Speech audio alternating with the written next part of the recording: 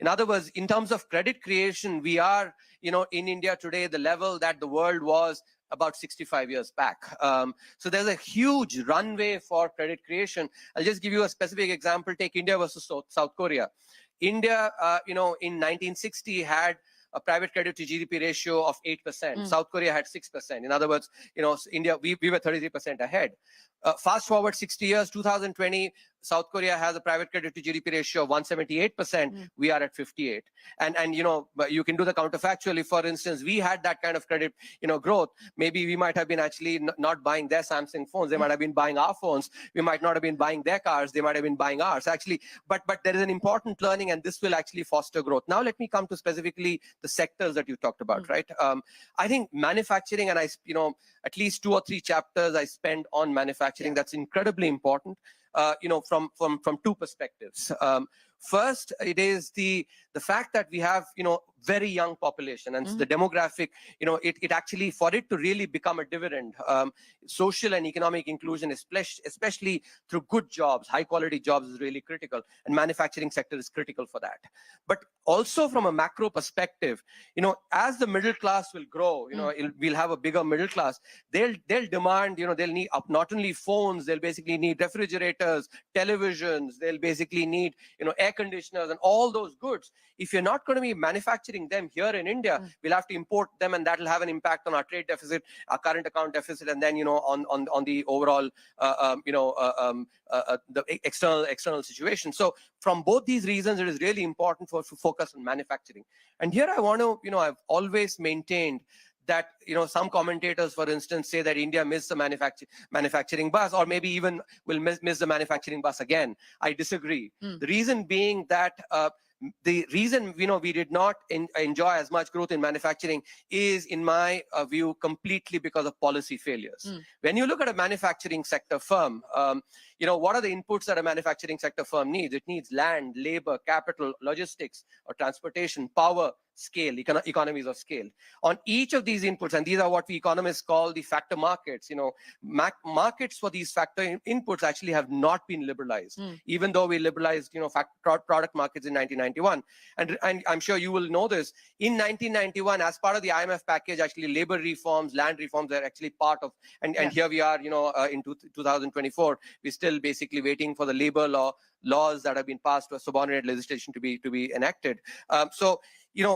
On each of these inputs, our manufacturing sector entrepreneurs face anywhere between 15 to 20% additional costs compared to their global peers because of these, the markets are not liberalized. You add them all up together, you basically see our manufacturing sector, firm compared to global peer is facing anywhere between maybe double the cost.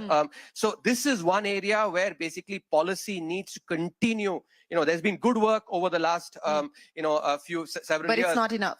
But that is not enough. That is not enough. We still have to, the 4 labor codes that have been passed, the subordinate legislation needs to definitely be, passed. States need to work on, and a lot of the onus for reforms needs to be on the states.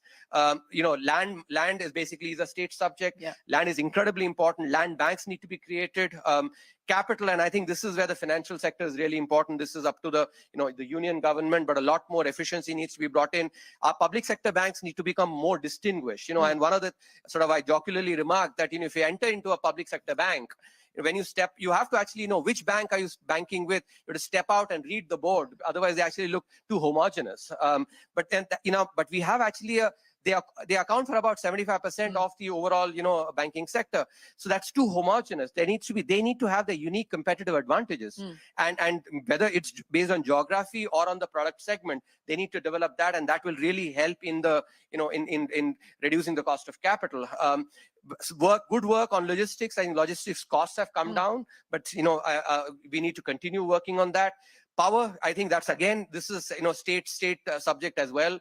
Discoms actually, continue to be, many of them continue to bleed. Reforms are really critical there. And finally, on the economies of scale, this is one thing which actually, I'll give you this data. If you look at the United States versus India, and compare a firm that is, 5-year-old on average versus a 30-year-old, and we are, we have entrepreneurs here, so it's really important. Hopefully, they'll remember at least this. If nothing else, they remember this fact. In the United States, if you look at a 30-year-old firm, the 30-year-old firm produces, 7 times as many jobs as the average 5-year-old firm. What's that multiple in India? 1.4. 7 versus 1.4. In other words, when the firm, a new firm ages in the United States, it's producing at least 5 times as much jobs. And it's starting possibly from a larger base as well, yet producing. And this is incredibly important. Why? Because we've, a lot of the regulation we've had, and that is, good part of that is from, a relic of the socialist past, where we provide perverse incentives for firms to basically continue remaining small while they age, and therefore we create dwarfs in the economy. And I think this is really important because economies of scale come when a firm grows, and instead of having 5 firms which are, let's say, slightly less than 100 employees, because 100 is a threshold when the regulation really starts, the entire rule book is thrown on the firm. A firm that is 500 employees strong will have much lower average costs, and thereby, will be more productive. So so manufacturing is actually really a very important aspect of innovation and entrepreneurship.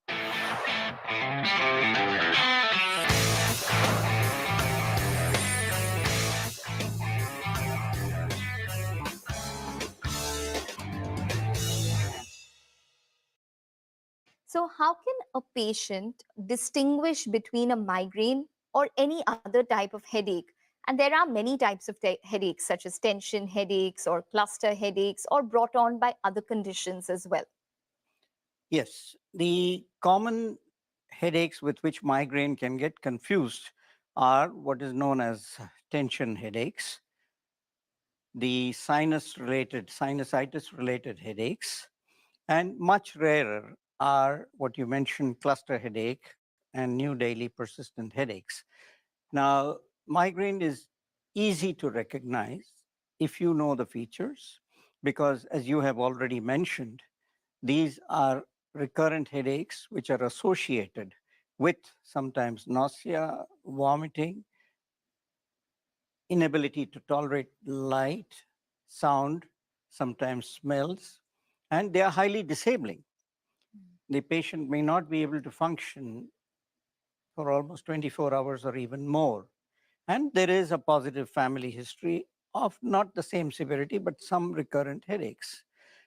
Now, as against this, when you look at the other headaches, tension headache, they are more or less what we talk about them as featureless headaches. They are not associated with nausea, vomiting, disability, and they don't have trigger links so clear-cut as in migraine. Okay. And then when you come to cluster headaches, they are more always on the same side, accompanied by watering of the eyes, running nose, and they don't have trigger links too. So it is not difficult. And the commonest mistake which patients make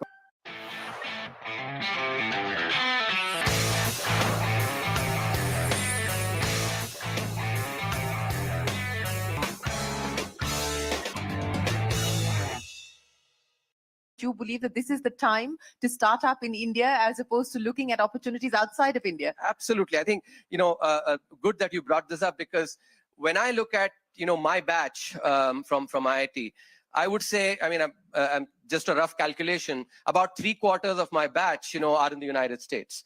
I would guess, I have not, done the data on this, but I would guess that, today's batches, maybe even the last 7, maybe a decade, about 1/4 of the batch may actually be in the United States. And, here I want to point out, especially for this class here, think about what your salaries will multiply over the next 35, 40 years. And let's, so as I was sitting, I was just basically thinking about my first salary check, was 4,555 rupees.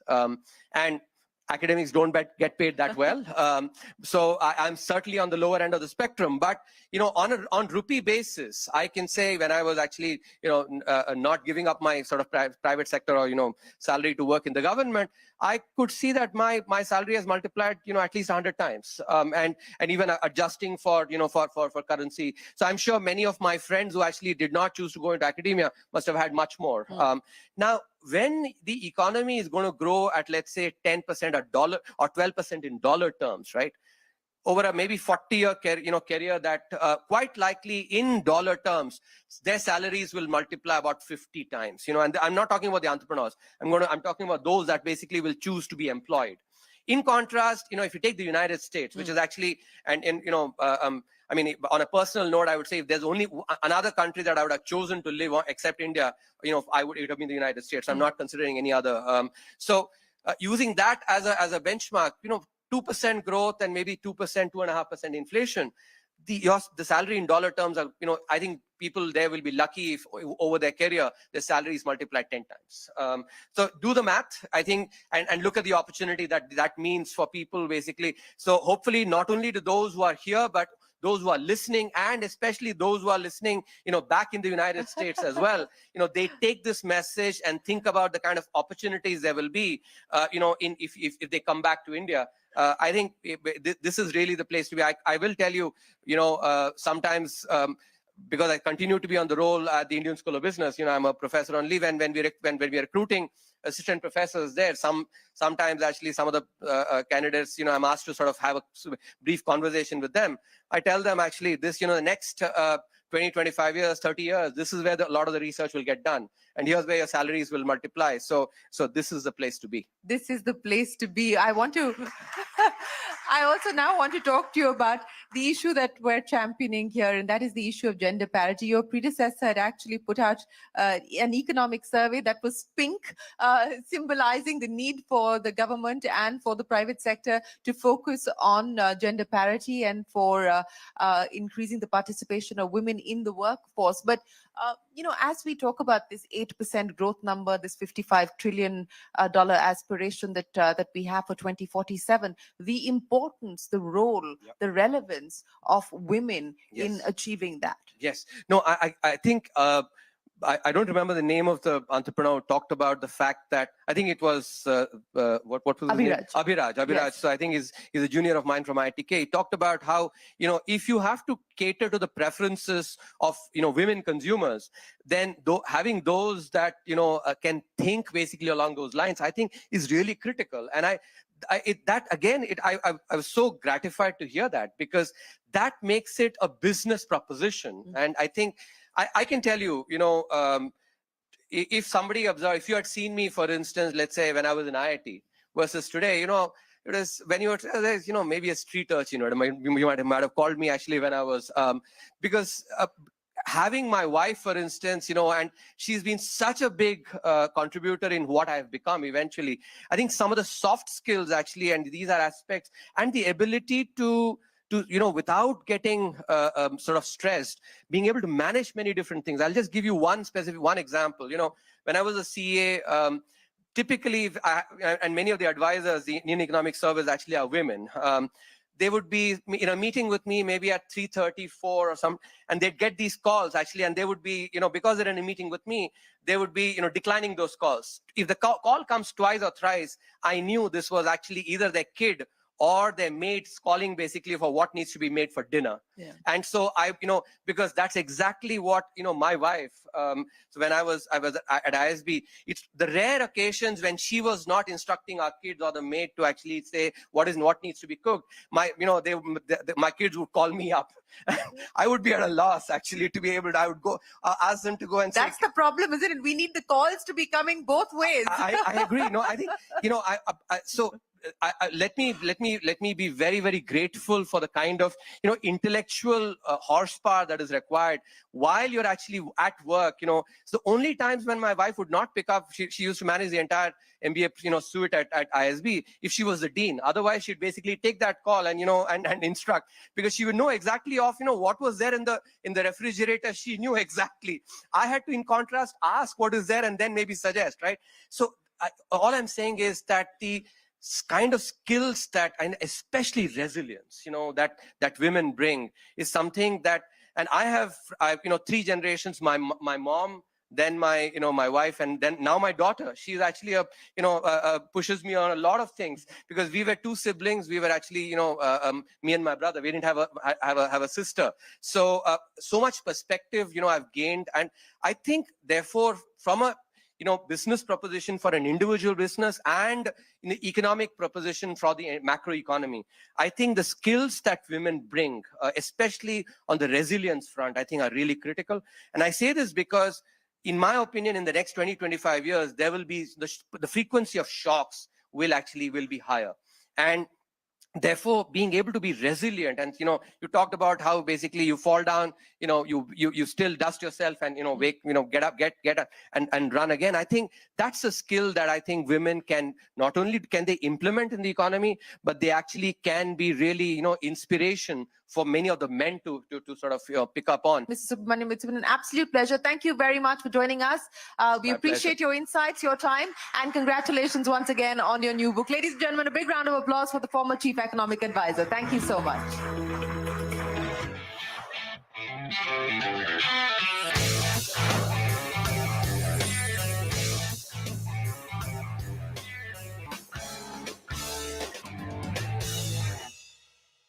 To think that all recurrent headaches are due to a refractive error in the eye, and they go for an eye check to the ophthalmologist. They may have a small number, but they have to remember that if there are trigger-linked headaches, that eye problem is not the cause of their headache, and they have to seek correct medical opinion. Okay.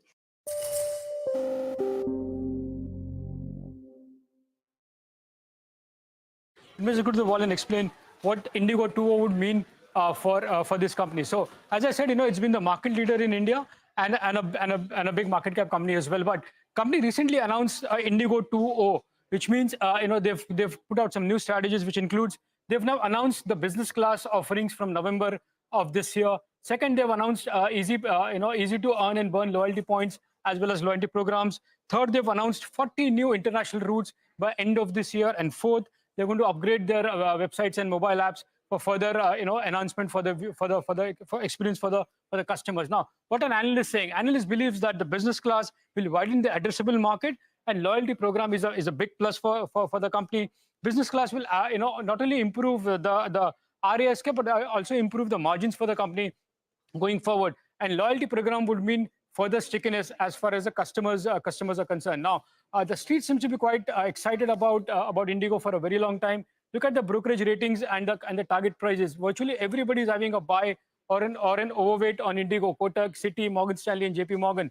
And the price range seems to be between 5,000 to 5,400, which means a potential another 15 to 25% upside even from current levels. Now, generally we've seen, when there is a big supply overhang on the stock underperform, but that's not been the case as far as Indigo is concerned. That shows the kind of business mode this company enjoys. Ganwal, one of the big promoter entity, they've been constant sellers in the stock in the last few years now. They've done 4 tranches of stake sales from September 2022 all the way to March 2024. They've sold stakes virtually every 5 months. In fact, now they're going to sell further because the lockup is going to end. But most interesting is, ever since the first block when they sold in 2022, the stock has actually doubled in that particular period. Now expect a large block deal very soon, because the lockup of 5 months is going to end in the next few days. So there'll be further supply. But again, the stock has been outperforming despite the selling. Just a word on the market cap and the valuation picture now globally. Indigo is now the second most valued company in terms of market cap, commanding a market cap of nearly $20 billion, trading at close to 20 times. Of course, Delta Airlines is the most valued company at $24 billion. The rest are Ryanair, Air China, and Southeast Asia, having a market cap between 15 to $17 billion. But again, in terms of valuation, it's still quoting at 20 times. And the 2.0 means there could be further upside as far as what the brokerages are saying. So looks like the dominance of Indigo is likely to continue in years to come.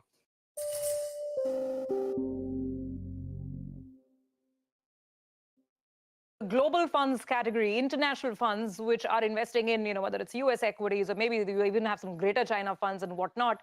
Now here as well, this category was first taxed at our slab rate, but now it's going to be taxed at 12.5% if the holding period is 2 years or longer. So Mohit, this sounds great. But, correct me if I'm wrong, a lot of funds were not taking any fresh money because of certain limits being hit already. Yeah. So is it even possible to invest right now? It is. It is. Quite a number of funds are accepting fresh investments. Few are accepting only as SIPs, and few are open for both lump sum purchases and SIPs. It depends on the contours of the fund. Funds which are purely ETF based, those are the ones where the limit has got busted, and those are the ones which have stopped. But funds which are actively managing their allocations, perhaps directly investing into stocks or international stocks directly, those are the ones which are typically open. There is a whole list of funds, but I think category as a whole, Surbhi, has got a huge impetus. And needless to say, for an Indian investor, it's absolutely must to have a global diversification. Given the profile of our currency, which has been depreciating against the US dollar for almost last 20 years, if you see the track record, the depreciation has been on an annualized rate around 3 to 3.5%. If you want to counter that, if you want to have a real hedge against the country risk or the sovereign risk, or you just want to create a corpus offshore for your children's education or for anything, let's say, I think this is a great avenue available to retail investors. Migraine, a word that sends shivers down the spine of anyone who's ever experienced it. It's estimated that 1 in 7 people worldwide will experience a migraine at some point in their lives, highlighting just how pervasive this condition is. Migraines affecting 10% of the world's population are not just mere headaches. They are moderate to intense, throbbing, one-sided pains that can last from 4 to 72 hours, sometimes even longer. Accompanied by nausea, vomiting, and sensitivity to light, these episodes can strike sporadically or several times a month. The most common type hits without any warning signs or aura.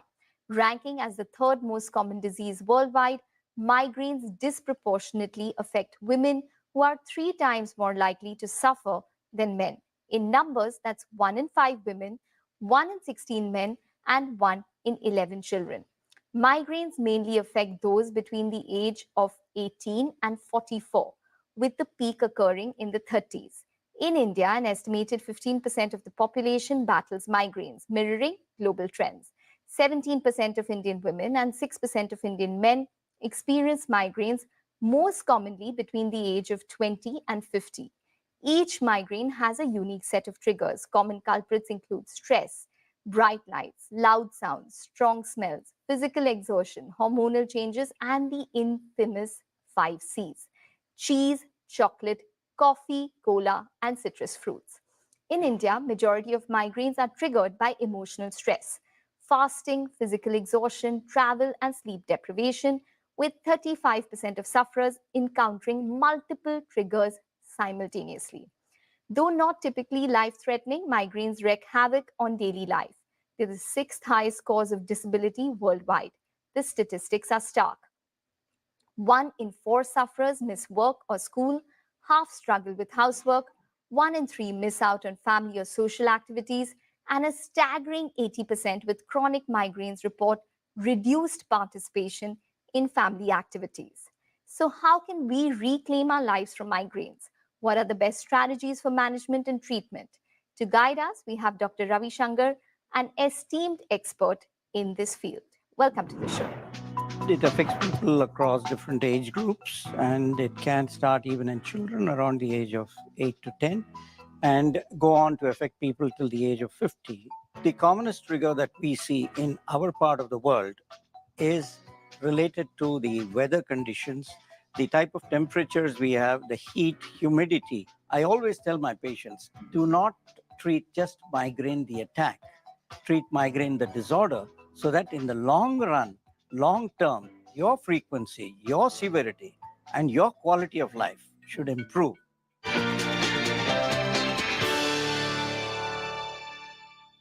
What is a migraine? If you could just start by defining that for us. Migraine is one of the commonest reasons why recurrent headaches happen. And it affects people across different age groups, and it can start even in children around the age of 8 to 10 and go on to affect people till the age of 50. Migraine is also known to occur beyond 50, but much less than in the younger age group. So whenever you find somebody coming with a history of recurrent headaches, which could be on one side or both sides or all around the head, and you find that there are trigger links, and you find when you ask the question that there is somebody else in the family also who gets recurrent headaches, then the penny should drop that what you're dealing with is probably migraine. Okay. So how can a patient distinguish between a migraine or any other type of headache? And there are many types of headaches, such as tension headaches or cluster headaches, or brought on by other conditions as well. Yes, the common headaches with which migraine can get confused are what is known as tension headaches, the sinusitis related headaches, and much rarer are what you mentioned, cluster headache and new daily persistent headaches. Now, migraine is easy to recognize if you know the features, because as you have already mentioned, these are recurrent headaches which are associated with sometimes nausea, vomiting, inability to tolerate light, sound, sometimes smells, and they are highly disabling. The patient may not be able to function for almost 24 hours or even more. And there is a positive family history of not the same severity, but some recurrent headaches. Now, as against this, when you look at the other headaches, tension headache, they are more or less what we talk about them as featureless headaches. They are not associated with nausea, vomiting, disability, and they don't have trigger links so clear cut as in migraine. Okay. And then when you come to cluster headaches, they are more always on the same side, accompanied by watering of the eyes, running nose, and they don't have trigger links too. So it is not difficult. And the commonest mistake which patients make on their own is to think that all recurrent headaches are due to a refractive error in the eye, and they go for an eye check to the ophthalmologist. They may have a small number, but they have to remember that if there are trigger linked headaches, that eye problem is not the cause of their headache, and they have to seek correct medical opinion. Okay. Well, you've mentioned trigger links, and that's quite an important part of migraines, a trigger which results in a migraine. Can you just tell us what is the most common trigger that one comes across when when one gets a probable migraine? The triggers are generally divided across three different groups. One is the physiological within the body triggers. Two is from the environment and lifestyle. And there are some triggers which are beyond control. The commonest trigger that we see in our part of the world is related to the weather conditions, the type of temperatures we have, the heat, humidity in most of the cities for almost 6 to 8 months of the year. And then again, you have lifestyle related triggers, which are the habit of not having breakfast on a regular basis amongst most Indians, and school children having to leave so early for school. They really rush with just a glass of milk. They don't have a proper breakfast. Skipping meals, the fasting habits across different religions in the Indian subcontinent is responsible for throwing up a lot more migraines. And stress, where stress leads to lack of sleep, poor quality of sleep. And now, in modern day times, you find increased screen exposure. Computers have become an essential part of education, laptops, and the mobile phone. Mobiles are small screens. They induce a lot of stress and strain, which can be a trigger for migraine. And apart from this, certain changes in the body, for example, the fluctuating levels of estrogen, which happen during the menstrual cycle of a woman, leads to, is a trigger for more migraines in women that we encounter. So these are some of the triggers. And then you have foods which are different from the rest of the world. It is well publicized, well published all over that chocolates, cheese, and red wine are the commonest cause of trigger. But when you come to see it in practice, these are not the common items which are consumed by most Indians. Yes, of course, they are correct triggers: aging cheese, chocolates, and red wine. But we have different food items which have the fermented food items like idli, dosa, dhokla. These are items which can also give rise to migraine attacks. And then rarely you come across different triggers. Triggers are different across individuals who suffer from migraine. So they are not the same for everyone. And one has to be alert that triggers are not seen always and not easy to identify. In about 70 to 80% of patients with migraine, you can identify the triggers, but you have to remember that there are 15 to 20% of patients in whom triggers may not be easy to identify. So it's important to eat breakfast, but to probably prevent yourself from eating fermented foods if those are Yes, triggers. if that is a trigger, you will have to observe across different attacks as to what might have induced. When you keep a big list in front of you and try to match any of those items on the list to the attacks, and you find there is a commonality, then you'll have to identify that as a trigger for you. So eating breakfast correctly, a wholesome breakfast that provides good levels of glucose to the brain in the morning, and also trying to avoid those substances which you have noticed could induce a migraine attack in you is a very important point. And more important is to avoid fasting.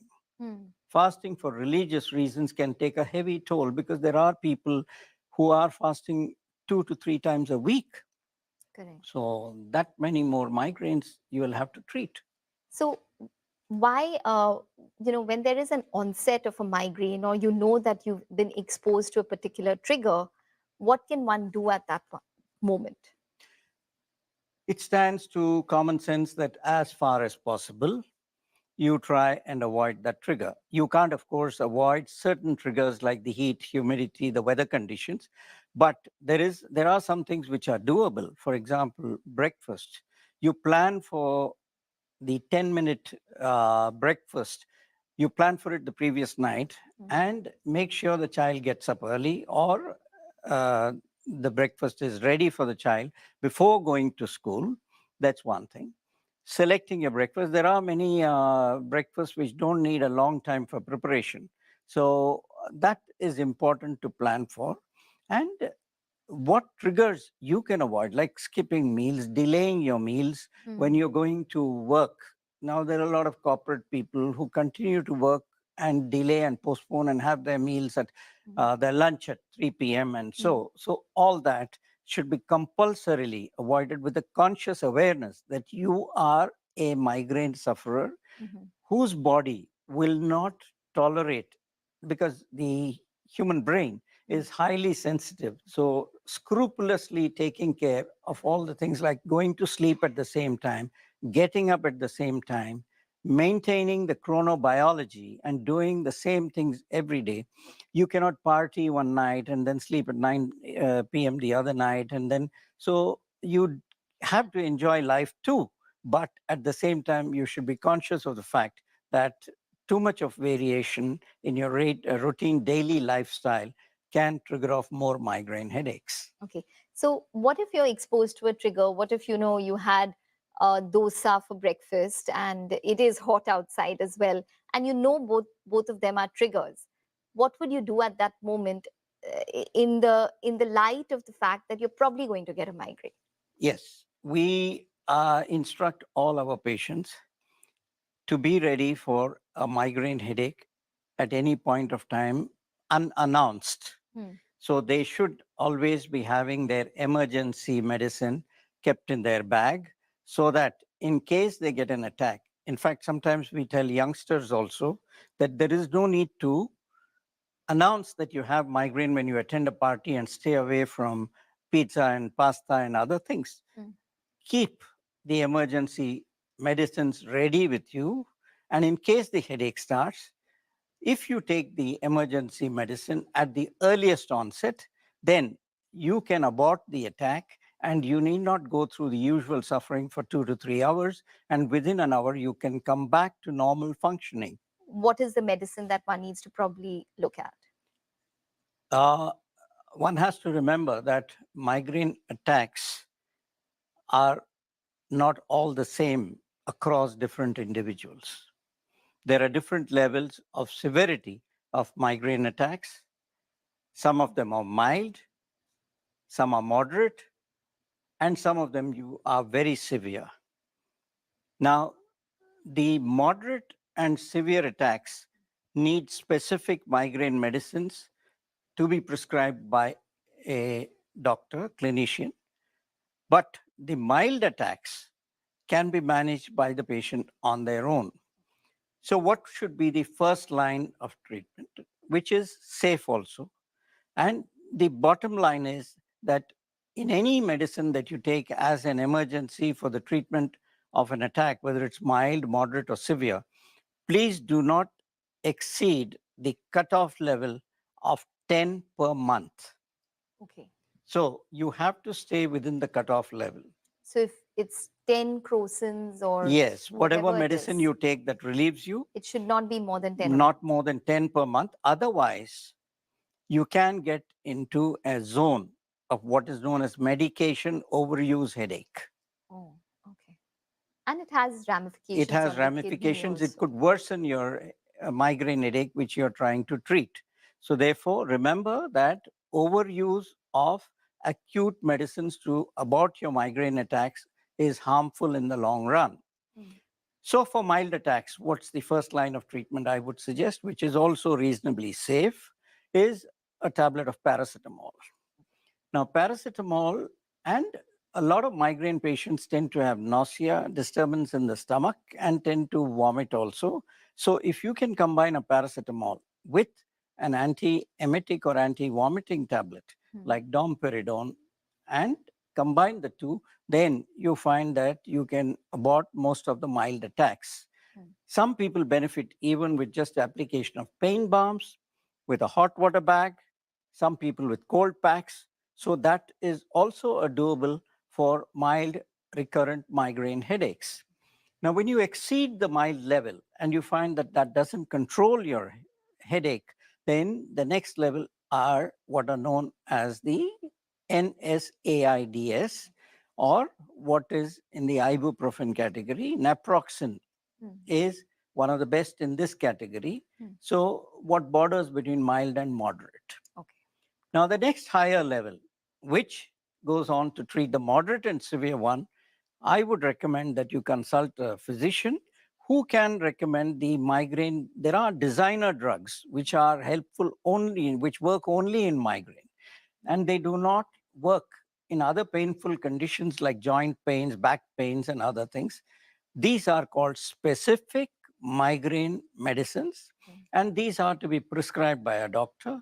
And to broadly mention the name of the category in which they are what are called as the triptans. These have been available for the last 20 years, and newer triptans are working better and better. And you find most of the patients can get relief using a triptan. And then there are some medicines which are available abroad, but still to come in India. And these are called the GPANs. So this would be the range of drugs available. Then you have some nasal sprays also, some injection medicines also, but not all of them are available to us in India. So mild migraine, you can self-treat. Take care not to exceed the limits. Moderate to severe migraine, get treated by a physician. Okay. When do you see a physician? When do you see a physician? When migraine occurs on a recurrent basis that hampers your quality of life, whether you're a student or whether you are ambitiously working at a young age in a corporate organization and would like to go up the ladder, or whether you are a housewife who gets recurrent attacks, you stay in a joint family, you can't get sick every now and then, it will be looked upon as you being a weak individual, because not many people understand that migraine is a real disease. Migraine is a biological, complex brain neurological disorder and not just anything psychological. So therefore, when your level of functioning goes down, and sometimes the attacks are so debilitating that you just cannot function and you have to lie down in a dark room with the lights out, with the sound not being there, and the rest of the family has to go on with their routine work.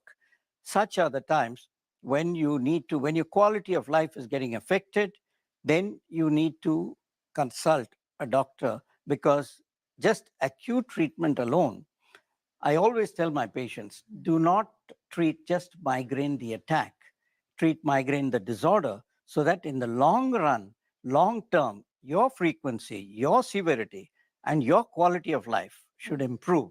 It is not just treating today's attack. So you'll have to look at treating the disorder. Okay. All right, doctor, we have a lot more questions with regards to migraines. We need to take a short break, but we'll be back with more. Stay tuned.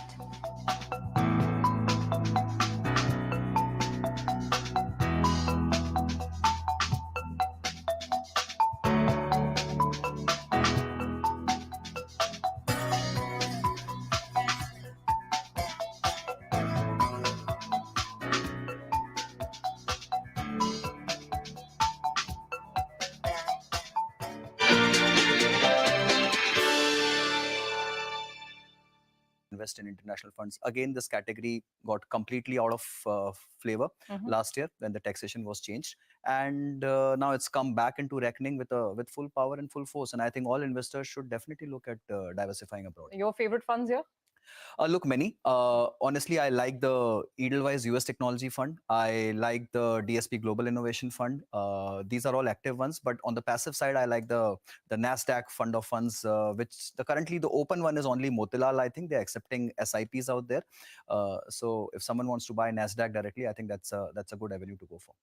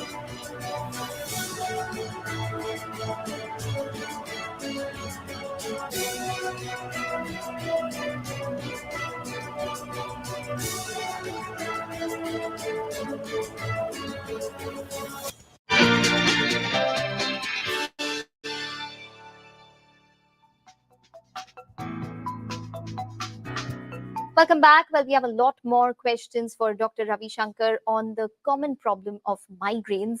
You know, there are some cases where a lot of children do get headaches and one doesn't know why. So how do you differentiate, and what does one do when a child gets a headache? How do you differentiate it between a migraine or a regular headache? Who do you see? Do you see a doctor? Now, we have seen a number of children who get migraine headaches.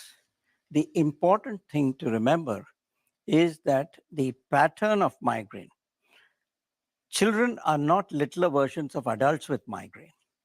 The pattern of migraine, the way it presents, is different in children than in adults. Okay. Now, migraine is an invisible misery where nothing is seen in the patient on examination and nothing is seen on investigation. Even if you do an MRI, you are not going to pick up any features that are unique to migraine. So therefore, it's most important that you detect migraine or you diagnose migraine by listening to the clinical features of what complaints the patient comes with. And in children, you find that there is the unilaterality or one-sided headaches, which are seen in adults, are not seen in children so often. They are on both sides and they are more in the front of the head.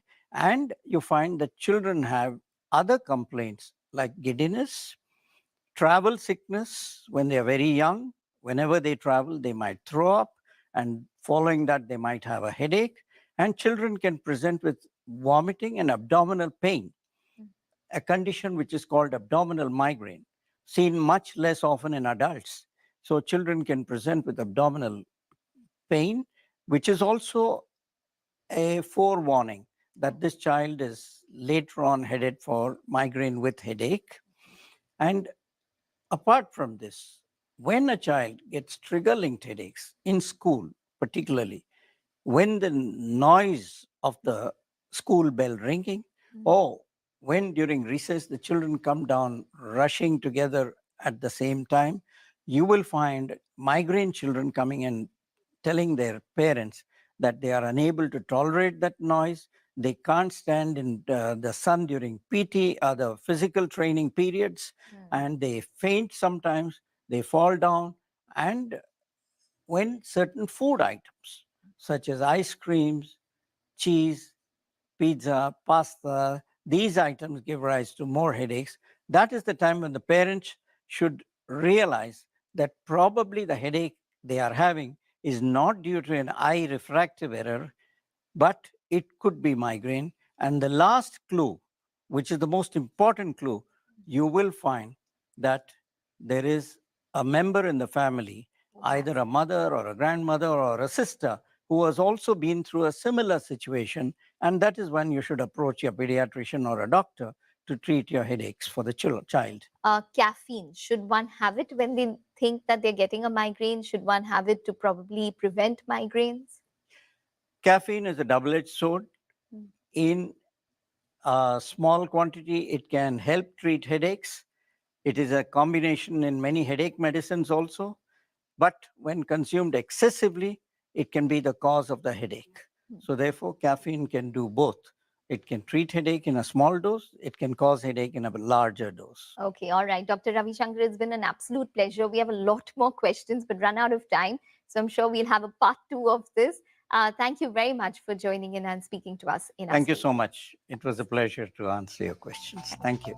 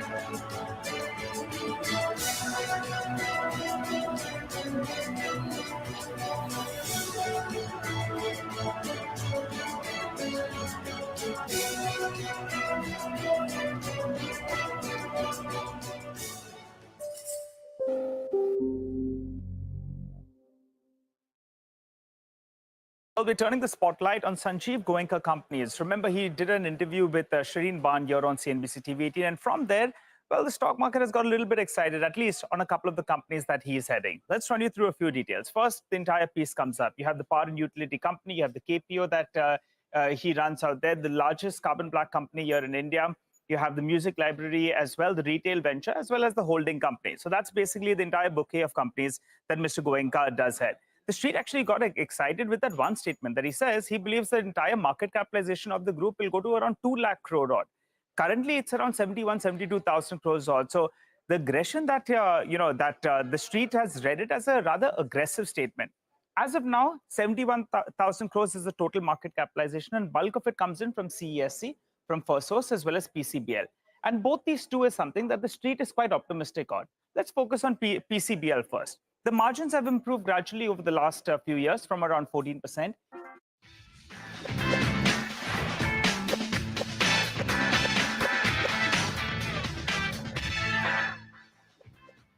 Hello and welcome to Big Deal. I'm Nisha Poddar. Now, one sector that's clearly on the radar of many investors is India's agri-tech space. Now, according to Bloom, India's agri landscape is at the cusp of a transformative revolution powered by technological innovation. And by the year 2035, Bloom says that farmers will enjoy increased income, enhanced yields, and widespread access to digital tech and scientific farming practices. Now, this in turn will add a whopping $115 billion to the Indian economy and generate 10 million rural jobs. So what needs to be done to be able to achieve this milestone? Let's welcome on the show our team of panelists who are in this business and understand the sector best. Ashish Papadia of Bloom Ventures, KVSS Sairam of Pratishtha Industries, and Arjun Ahluwalia of Jai Kisan. Thank you so much, gentlemen, for joining us. Now, we began with Bloom Ventures, report. So, Ashish, why don't you give us a sense on what is the potential of agri-tech that you're seeing as an investor currently?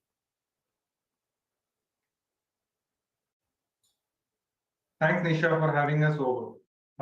When we look at broadly the agri sector per se, we've always seen that it has been at the fair bit of lag in terms of the innovation and capital that has gone into the space. And when you put things into perspective, we do end up facing a significant amount of food shortages, wastages, both alike. And there has been a burgeoning population need that we need to take care of. And when you couple this with the fact that we continue to be an agrarian economy in a monsoon region, there will be a massive opportunity to solve some of the challenges that we end up facing with the use of technology. So broadly speaking, we do end up triangulating between the usage of technology to ensure that we have a better yield and better productivity. Second, being able to use and leverage technology to enhance financial services and distribution to the markets at the rural bottom of the pyramid. And third is the ability to rationalize the infrastructure, which starts with better transportation, better storage infrastructure, and better authentication of crops. So these are the three factors which are very, very crucial in being able to solve the challenges that we face around agri. And most of that, when you couple with tech, end up having solution potentials which can end up being fastening the process. And at the same time, after hastening the process, you will also end up having the need to track, implement, develop more systematically, and boost up your FDI eventually, and export of these crops and production as well. So from a food deficit to a food surplus, and tech can play a massive role is what the argument they're making. That's right. Tech can, and with the different business uses, can enhance the value of our agriculture powerhouse that India is. And one of the players which has been in the agriculture sector in many forms for a very long time, for about 3 decades, is Pratishtha Industries. So Dr. Ram, give us a sense on coming from a traditional business, how has the technological and digital revolution in the last few years really changed the dynamics of the sector and the way you have been doing the business? Yeah, first of all, it is a great opportunity and a great platform we are taking a right subject about agri-tech. And then wherein, I appreciate wholeheartedly Jai Kisan and CNBC to take up this particular subject as a major core area to focus on. Today, the agriculture segment for the past 2-3 years, the growth rate is in a vertical way because the government of India has realized that the dumping of chemical fertilizers is no more going to help soil health. Therefore, they are frequently amending. Particularly for the past 2 years, the Fertilizer Control Act is being amended, bringing the new concepts, new technologies, which are developed within India. Because for the past 2-3 decades, there are a lot of technologies available in India, but those have been not seen light in view of government policies. Now the government has realized that you have to bring them back to the farmers' usage. So the government has a separate organization called National Organic Program from Noida, Ghaziabad. They are playing a major role and they're bridging the gap between industry, government, and then farmers. So for the past 2 years, there are a lot of technologies have been incorporated in agriculture sector in order to increase agriculture farm productivity while protecting soil health and also environmental issues, and then replacing partly chemical fertilizers. That's right. So lots of work being done there. But Jai Kisan has been instrumental in also the financial inclusion of farmers and the entire value chain of the agriculture sector. So Arjun, how do you see the adoption of technology and also the availability of credit, and how is your space really growing in a meaningful fashion?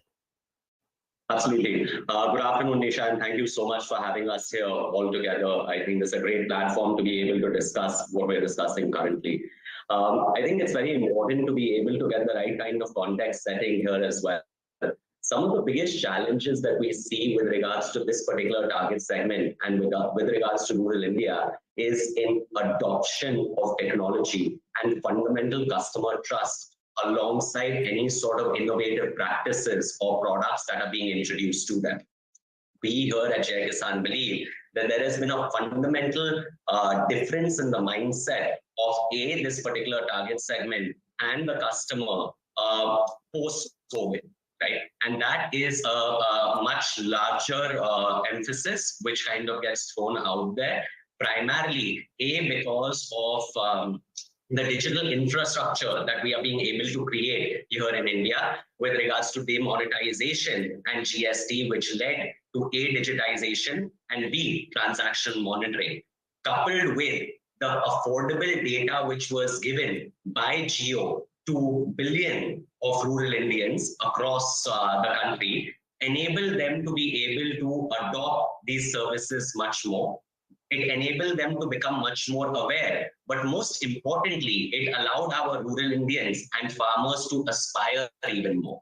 And this is what today we believe here at Jai Kisan has been a major catalyst for agri-tech overall, which now stands at that the customer does not think that technology is a way to just survive, but it is a way to be able to thrive going forward. And that is what I think has really solved for two of the fundamental issues, which is customer trust and customer adoption. Having said this, and these customers now being able to adopt these practices is how we see a massive lifetime value in each of these customers and also the potential impact that can be created. Over the past 4 years itself, Nisha, we have been able to, because of this rise in customer adoption, facilitate credit products to the tune of over 6,000 crores to these rural businesses and farmers in a fully digital manner, of which 3,000 crores was in the last fiscal year itself. And that is where we see a very, very rapid rise. Along with this, we also see a rapid rise in macro data points, like, for example, the UPI usage, which was standing at 10 to 12% about 4 years ago, which now is at a very high 50-odd% as well. That's right. But answer one question, Arjun. Rural India, how digital or technologically advanced and literate is our rural India, and especially the agricultural space? And how do you see this customer acquisition moving going forward? Sure. So interestingly, right, there's a very straightforward data point. Rural India today contributes to about 55% of overall internet users in the country as of December 2023. Right? We have over 100,000 retail merchants who use our applications, right? And they today are transacting 70% of the cash that they're collecting via UPI. And that is where, Nisha, we see a massive adoption of these digital services, starting obviously with financial services. And we just believe that more and more adoption around these will lead to more awareness of this particular customer and them being more valuable in the larger scheme of things from a macro perspective as well. All right, so adoption is really taking place there, and it is expanding fast. Now, Ashish, as an investor, what really excites you in this particular space? Because there are different business use cases. And what is the kind of potential that the investors are really looking at? Sure. So, Nisha, I will break this up into 4 parts. There is avenues around the pre-production, then there is the production, the post-production, and you can say put the other bracket as the allied services. So when you look at the pre-production, whenever you have today platforms and marketplaces that are providing a fair bit of farmer access to ensure that there is an access to agriculture inputs, that is a massive opportunity, because that ensures that the problem around shortages, better yield per hectare get resolved. So that is one big avenue. By default, you end up trying to see that there is going to be a boosting of the farmer income level through the higher productivity and the yield. The second area which I mentioned is around the production. This will cover things like you need agriculture eventually to be heavily mechanized and automated. You will see that there will be massive digital solutions. There's also this opportunity around precision agri-tech, which will ensure that there is a fair bit of involvement and integration between what today the satellites are already tracking for many, many years now, and bring it at the level of the phone of the farmer. We all carry a supercomputer in the pocket, and so are the farmers. The idea is to make sure that whatever expensive infrastructure and the billions of dollars that the Weather Bureau and the countries in general have spent start translating into better sensor-based solutions and alerts for the farmers in the country. The entire avenue around the post-production, which is what will create a significant efficiency around supply chains, etc., better traceability. As you see more and more businesses globally, there is this trend around where people want to make sure that I'm tracking the inputs right at the level of the farm. If the milk I'm consuming, is there a way to ensure that people can trace what the quality is and what the practices have been adopted to get that milk? Those have become suddenly important avenues. And the last one is a massive opportunity around the financial services opportunities for agriculture and the rural ecosystem. So these 4 brackets, each of them have varied opportunity sets, and massive amount of startup activity is happening. We are seeing a fair bit of advanced tech starting to get into the utility mode.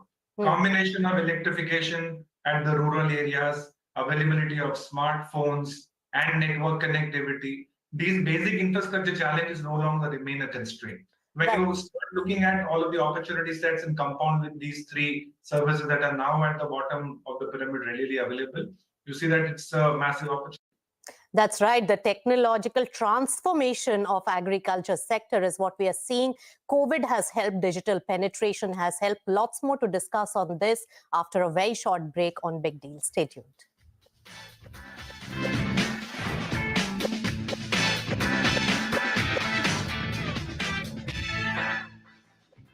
16%. Profitability as well has gone up big time, from around the 300 crores all the way to around 500 crores. But what he said was he's expecting margins to improve even more. He's talked about 17 to 18%, and he's saying the profit number from 500 crores, it could go up nearly around 5x. Now, those are big and tall targets. If you look at the Bloomberg estimates, then on FY26 numbers, the stock is trading at around 22 times. But if in case the profitability goes up by 5 times in the next 5 years, then it's at around 7 times odd. So that's about PCBL. Moving to FirstSource, that's been actually an underperformer. It's not grown as much as the market. The street has been quite disappointed out there. But they have gotten a new CEO last year. And earlier he had roles at Tech Mahindra as well as Infosys. Infosys for more than 10 years.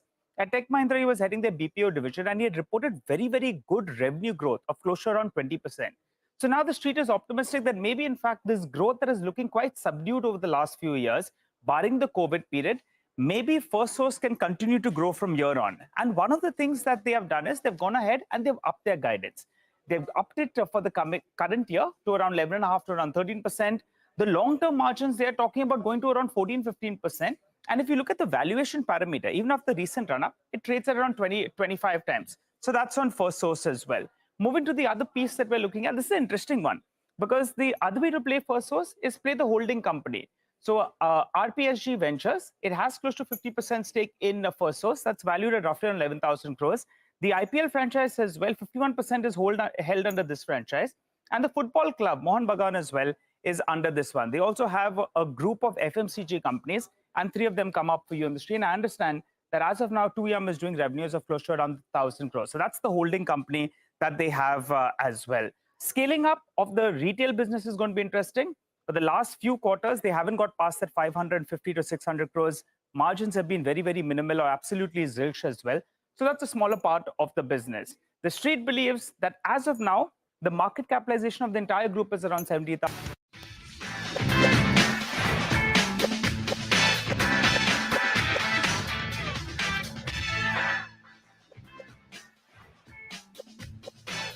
Welcome back. You're watching Big Deal, and we are discussing the scope and rise as well as the potential of the agri-tech sector in the country. Now, Dr. Ram, being a player in this particular space and also looking at exports of agri products, how can exports as well as distribution be enhanced further by the use of technology? And also, have you all collaborated with startups, new age companies in agri-tech space for the enhancement of business lately? Obviously, see, the agriculture produce, not only agriculture produce, even the agriculture agri inputs exports are being increased substantially for developed countries like North America, Australia, and New Zealand, because they are more advanced than India for adopting the new technologies. Here we have little challenges to, if you have a technology, for us it took almost like 1.5 decades to get the technology to the lab, to the land for the farmers. While J. Kisan has entered into Pratishtha about 1.5 years back, they helped us to bridge the gap between the farming community and Pratishtha. And then we are able to deal with the government of India and bring some of the innovative concepts in the Fertilizer Control Act so that the farmers will get benefit out of it. For example, to take organic nano technology, it is replacement for chemical fertilizers. This gives a massive impact for the agriculture sector as a whole in the Indian government, number one. Number two, the organic nanotechnology does not believe in dumping the fertilizers. It gives a required nutrition for the crop. At the same time, it will not reduce the crop productivity, because we are the growing population. We have to take care of food security and food safety. At the same time, we need to take care of environment and soil health. These are all related activities when agriculture technology is involved. Yes. At the same time, most important thing is that everybody talks about increasing the agricultural productivity. Yes, we are the we are being developed country all the time, and then the growing population. We need to have enough grains to give it to the consumers. The biggest question, one of the points that has come as a supply chain solutions. Here we have seen literally and witnessed during the COVID period, when ration has been given to the farmers or the poor people, lot of ration has been thrown away on the roads because there have been affected by the fungus or fungal or so many issues for food grains. Here, this is the most important topic, that how not only increasing the productivity by using high-tech technology for enhancement of agricultural productivity, And while taking care of soil health and environment, at the same time, we need to consider how agriculture can be converted into an industry. Once upon a time, you remember that we used to call poultry farmer. Now poultry no more a farming. If you call any poultry farmer, he will say, no, I'm not a farmer, I'm an industry. It is a multi-billion-dollar company. Like you take Winkies, you take Suguna, it is 10,000, 15,000 crore companies, and globally used to get multi-billion-dollar companies. Similarly, we have a dairy farming earlier. Now dairy is no more a farming now. It is a multi-billion-dollar company, multi-billion-dollar business. Why not agriculture can be a multi-billion-dollar industry?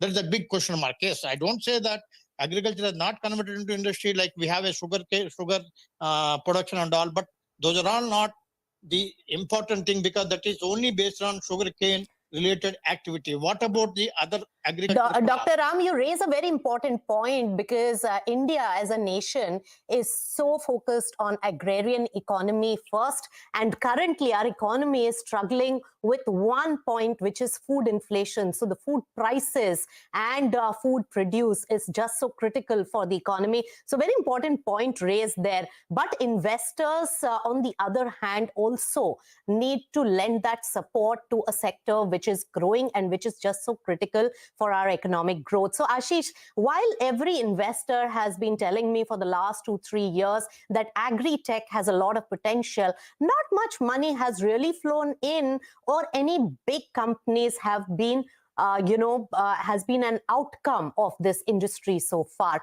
Where are the lacunas? When we look at the overall quantum of capital that flows into the country, that's itself stands as massive $1 billion a month now. And when you look at this is particularly with respect to startups in the tech ecosystem, I mean. And when you look at the overall quantum that does get into agri, it's a fraction of the amount. So that's a valid observation, Nisha. When you look at the sector per se, we have seen that amongst the various verticals around technological applications, it has been one of the later emerging sectors. And the prima facie reason is that as an ecosystem, there is a certain pattern in which the successful companies have been built in India. Many of them are listed companies on the conventional businesses. But when it comes to tech usage and application, there has been a relatively more slower pace of growth. So there is no lacuna as such. We have seen that there were a few areas that the government has been very, very active. So in the last 4 or 5 years, you would observe that there has been a fair bit of intervention and a positive value add that the government has created in the space. They have come up with the ability to have the farmers directly put their products out there at the mandis. They have created the direct benefit system linking to the bank account. And there has been agri-stack vision, which was put out there in somewhere around 2020, which was post-COVID. Yes. All of these measures do augur well. And we will see that like the India stack on the financial services side, including the likes of UPI and a bunch of other initiatives, these will become catalytic for the growth from here on. Yes. What also is important is there are many areas below that. So there is biotech, there is agri-tech, there is financial services allied to agri. Yes. On those verticals, we have seen a fair bit of funding. Yes. So that is not something which has not been in the light of investors. As the market starts growing, you will see D2C brands or you will see farm to product opportunities all coming through, and you will see massive opportunities around exports as well. Right. So great potential, and this can become a large sector of the future. And we have seen many new sectors being developed post the COVID and digital revolution. Final word to you, Arjun, being an agri-tech player and this space, how do you see the next few triggers coming in and the milestones for the sector on the whole, and how do you see it grow very quickly? Sure. Sunisha, I think, our sector has had its fair share of learnings, right? And from those learnings, the sector and the companies are emerging much stronger going forward. One of the biggest learnings for our sector has been not to compete with the traditional industry, but rather to be able to collaborate with the traditional industry. And by traditional industry, I mean fantastic, traditional businesses like the one run by Dr. Ram here of Pratishta Industries. So it is that, folks like us on the agri-tech side need to build the right kind of technology systems for the various stakeholders that participate here. Right? Yes. And it cannot just be focused towards farmers or towards dealers and suppliers or merchants who are working very closely with farmers, or even corporates who are working with those merchants very closely, but also banks and other sort of financial services institutions who are getting connected to these folks. As we see, the agri-tech ecosystem is spread across finance, raw material, advisory, marketing, processing, and productizing. And we believe stronger partnerships between agri-techs and traditional businesses in a more top-down approach, where agri-techs are being able to partner up with the corporates, then further partner up with their value chains and supply chains, and finally be able to give the final value to the customer, who may be the farmer, may potentially be the most risk mitigated, cost effective, and trust-based network strategy to be able to reach the customer. All right, so building blocks for creating that whole infrastructure is in the works, and this is one sector which is set to grow, and all of you have been participants in that. But my final editor take on this would be that all of this should land up in really the welfare of our farmers, as well as they are the nerve center of the agriculture sector, and we'll wait to see that as this particular space really gets enhanced and the potential grows going forward. Ashish, Dr. Ram, Arjun,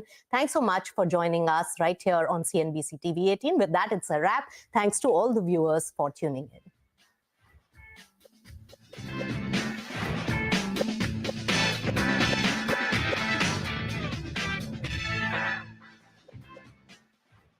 Taken note of that target of around 2 lakh crores odd. So let's see how they get there. But those are the broad companies that he is heading. PCBL and Firstsource, I'm going to keep an eye out on both those two.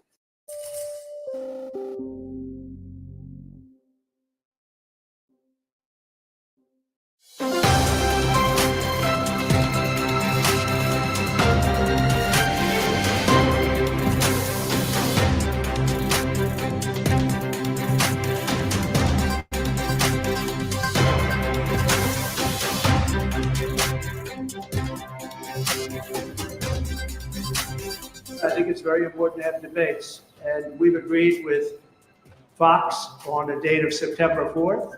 We've agreed with NBC, fairly full agreement subject to them, on September 10th.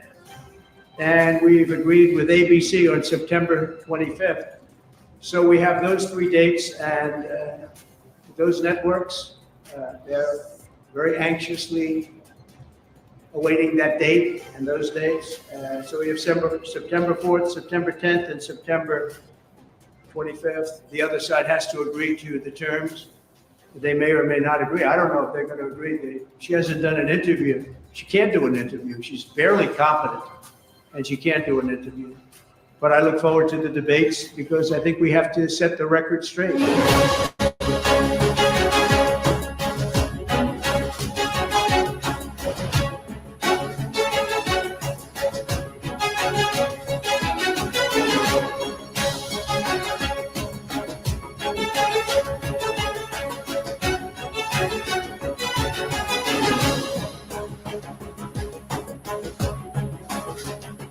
You've been asking me about the debate, and I'll tell you, I'm ready to debate Donald Trump. I have agreed to the previously agreed upon September 10th debate. He agreed to that previously. Now it appears he's backpedaling, but I'm ready. And I think the voters deserve to see the split screen that exists in this race on a debate stage. And so I'm ready. Let's go.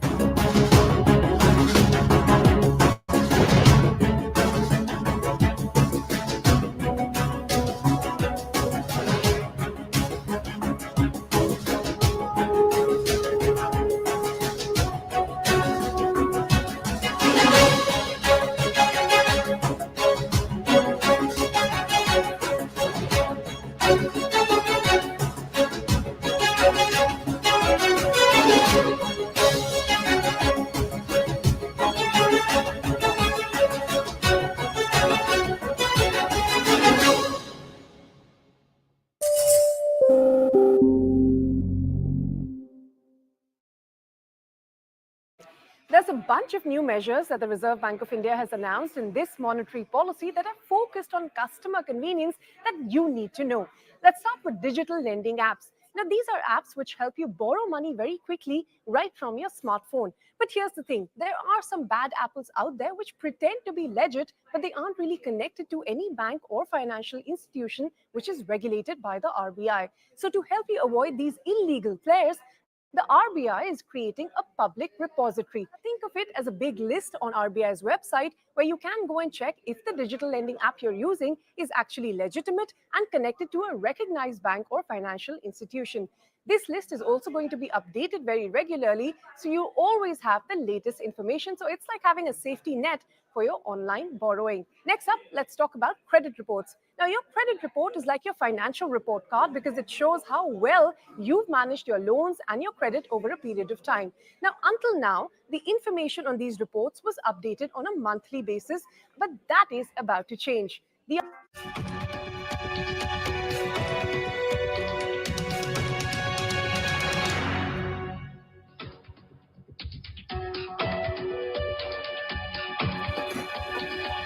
Dalal Street ends in the red for the second week in a row with key indices falling over 1%. On this week's edition of Editors Roundtable, we'll take stock of the big events of this week. We'll put the spotlight on 18 years of Interglobe Aviation, and we'll tell you why Sanjeev Goenka's big plans for the RP Sanjeev Goenka Group companies are. I am Reema Tendulkar. With me are Prashant, Nimesh, Nigel, and joining us today in the newsroom, we've got Sandeep Tandon of Quant Mutual Fund. Hi, boys. You know, there are some weeks on a stretch where nothing happens, and then in this week, everything happens. This was just one of those. I mean, I think this was the week when market said it's not just one way. It's not. It sometimes goes down also, right? And I think it also showed us that global stuff matters. Yeah. I mean, eventually it matters. It may not matter for long stretches of time, but it comes to a point where there can be a flare-up in volatility for a variety of reasons, and then the market pays attention. But I must say, even within this, India has been the best performer, high to low. I mean, the outperformance is there. The Teflon coating, which I keep talking about, I mean, that is very much there. You know, our brokerage today said bulletproof. That's a new one. Well, and you know, the market that was causing all the trouble at the start of the week was the Japanese index. Yeah. That was down more than 10% in a single trading session. It ended the week with a cut of only 2%. 2%. So post that Monday, actually, it pulled back considerably. And I think the bulls felt good today after 11:30, 12 noon, because they said at least that market is shut. Let's get back to our own cues. And you know, today was Friday was very low volatility. It was such a stable and steady session. Monday to Thursday, there was so much volatility. You open up, you end down, you start lower, you end lower. But today was like steady and strong through the day. You know what adds to the strength of this market is the fact that look at this again, this month's SIP data, right? 23,000 crores of SIP money. We've been saying this, that this domestic money is what is leading to a big outperformance of the Indian equities, and we have one of the big domestic fund manager with us joining today. Sandeep, what's been your call? I think every fund has actually raised the cash levels of late. What is your sense on the Indian markets in terms of valuations, and where do you stand in terms of cash levels within your portfolios? See, we have only 8-9% cash in a small and mid cap space only. Otherwise, we have largely invested. Okay. We have been slightly cautious. I think from last month, I have been talking about that employed walls of the cross asset, cross market will move up. And it happened. Okay. Yeah. It is very difficult to pinpoint days and exact thing how it will play out. But we were talking about how the currency walls will come into picture, and we have seen complacency in US market. So vulnerability was high and it played out. Okay. So now question comes whether this is played out well or it's the beginning of a new trend. That's what we have to watch. The way I look at from a very near-term perspective, it has played out, okay? Because if you look at the wall indices of Nikkei, it went to 70%, okay, which is maybe third or fourth highest maybe in last 30, 40 years, okay? It was actually higher than COVID levels, which is very unique, which is the employed walls of the Nikkei was higher than COVID crisis. So something which indicates to me that this is a big trailer. I think something is still pending, okay? Something has changed, okay? And similarly, if you look at I'm trying to give you a behavior aspect of the walls data. If you look at the US market also, okay, one single day, it was 65%, closer to the COVID levels, okay? We have not seen this sort of spike, and within the same day, it settled, okay? The overall wall indices globally are still marginally elevated, I like to wait and watch and see whether they'll correct significantly or something has changed. My view is that we like to remain cautious for even from a next 1 or 2 months perspective also, because something gets changed, never gets settled in few days time. So with that background, we are not preempting anything, but we still remain cautious that walls remains elevated. I mean, as you said, this is the trailer. So I'll come to you on that. Sandeep, by the way, he manages, of course, for the uninitiated. I don't think any of our viewers don't know Sandeep. He manages a quant mutual fund, reaching closer to that magical 1 lakh crore. Yeah, we are AUM. slightly shorter of that. And he started, and I've said this before, but he started with 500 crores in AUM in 2020, right? March, I think, 2020. So it's one of the fastest growing mutual funds. In fact, equity AUM was 27 crores. 27 crores, and we're not talking about 96,000 crores. So more from Sandeep. But if you missed the market action, let me just quickly recap things here. So as I said, right, I mean, global stuff came to the fore. It mattered. It started, of course, with. I mean, you can always go back and back. Say it started sometime in the middle of last week because I mean the indications were there from the Japanese market, etc. But it really started, of course, with the labor market data last Friday. You had sort of, Six Sigma moves, big, huge moves that day. And then, of course, the market here started correcting. And, of course, it was also the yen carry trade unwind, which the yen had a 20-handle move.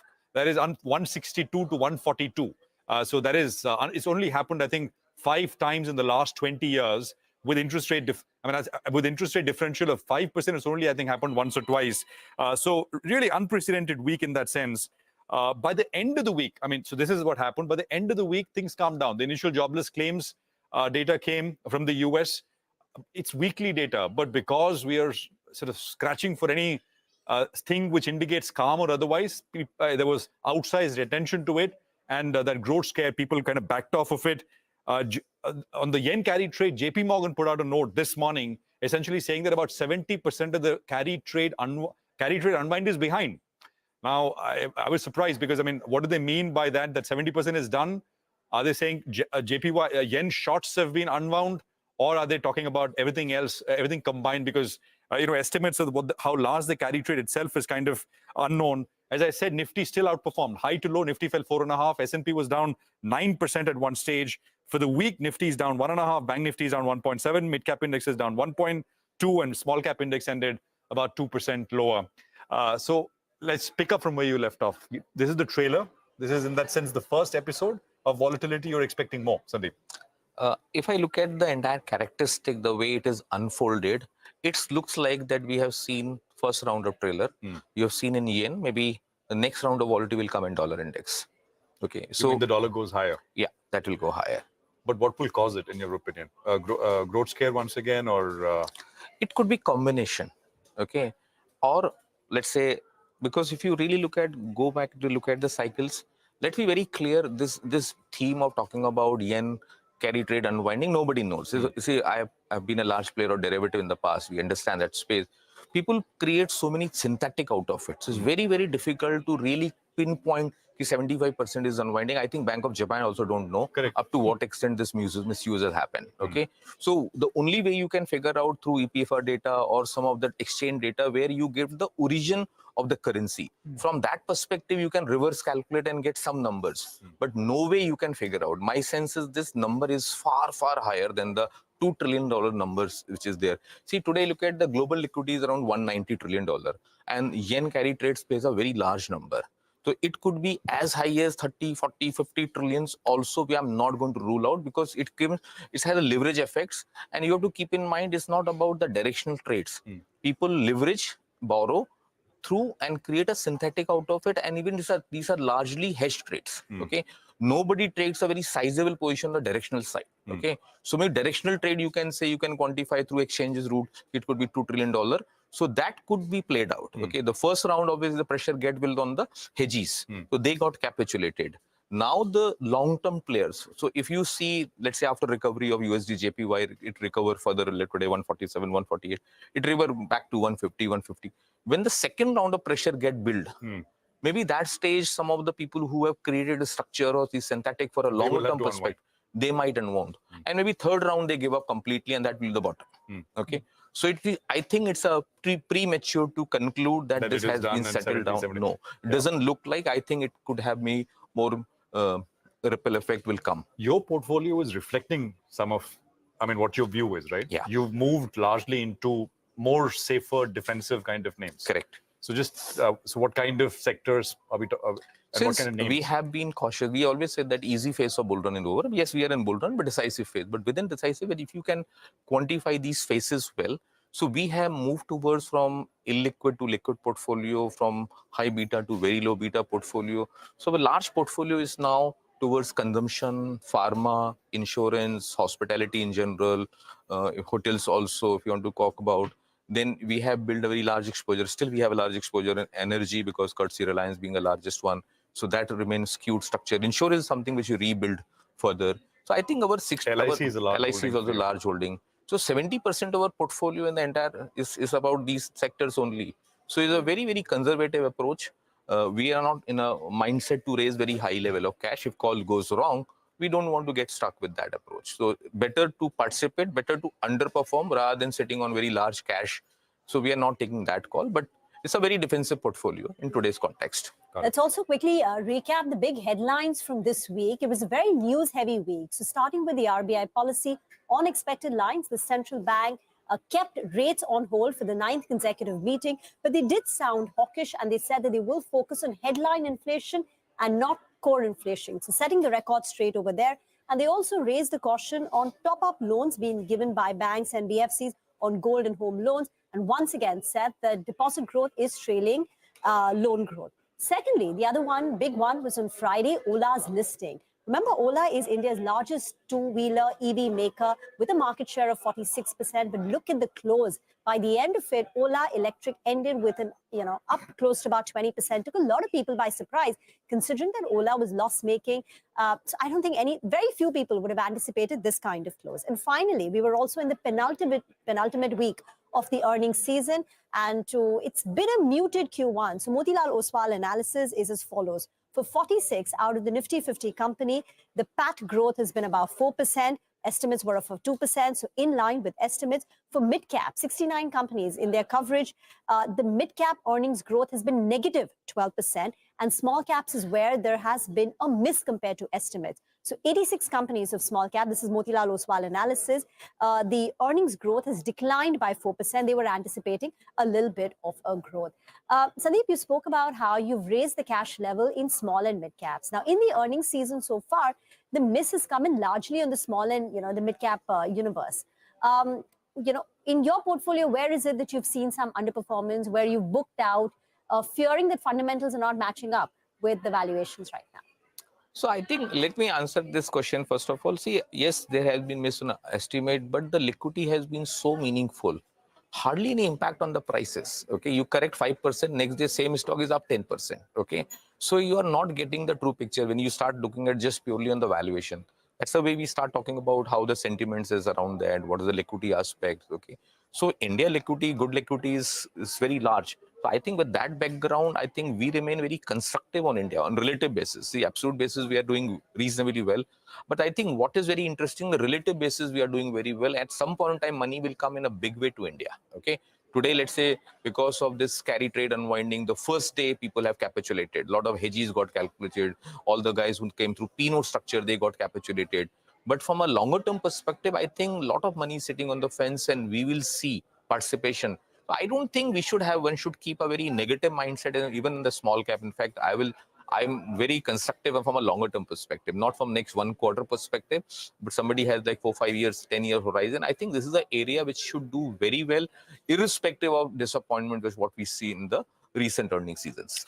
Okay, Nimesh has got something special for us. He's talking about Indigo and 18th anniversary. They've announced some big programs. And what stood out for me was the frequent flyer program. Right? Absolutely. So, Indigo 2.0 is going to be a big thing for the company. That's what they've been claiming. But, look at the last 18 years of Indigo. It's been flying high, continues to be the market leader in India.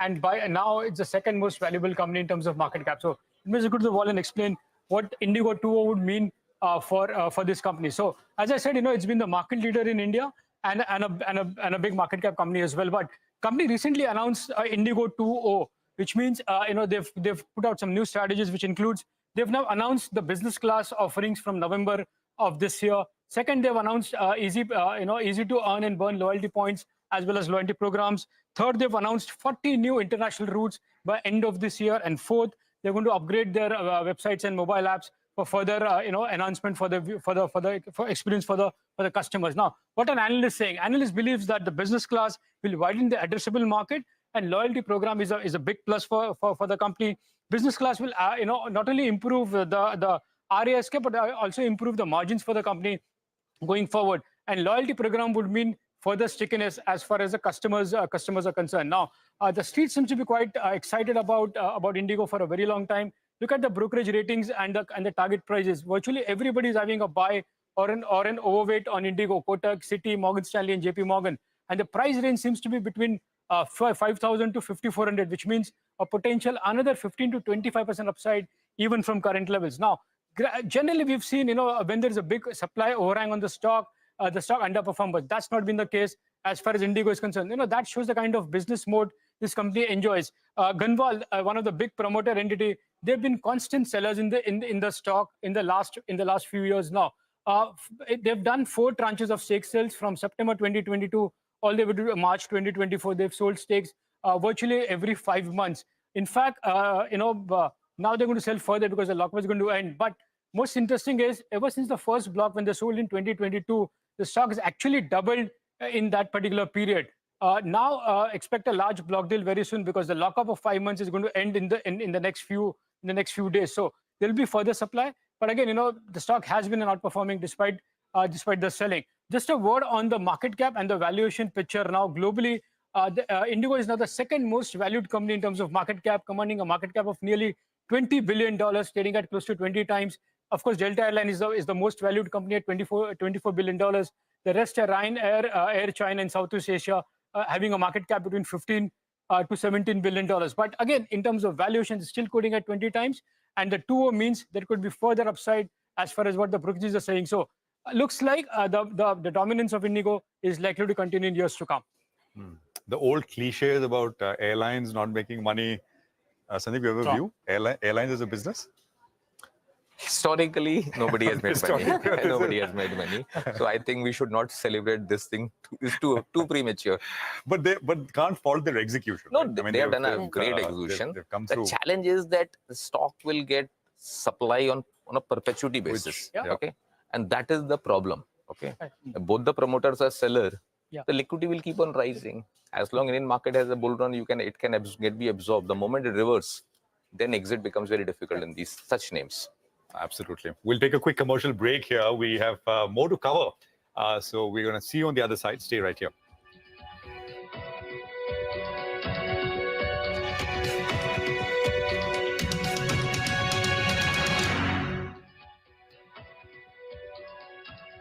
To a system where your credit information will be updated every 2 weeks. Now, this means if you pay off a loan or close a credit card, it is going to show up on your report faster, and that will help you get a more accurate and up-to-date picture of your financial health, and also help the lenders assess your credit worthiness more effectively. Now let's talk about UPI, which is the digital payment method we all use. Now currently you can make payments up to 1 lakh rupees through UPI per day, but we know paying taxes often involves much larger amounts. So the RBI has decided to raise the limit to 5 lakh rupees specifically for tax payments.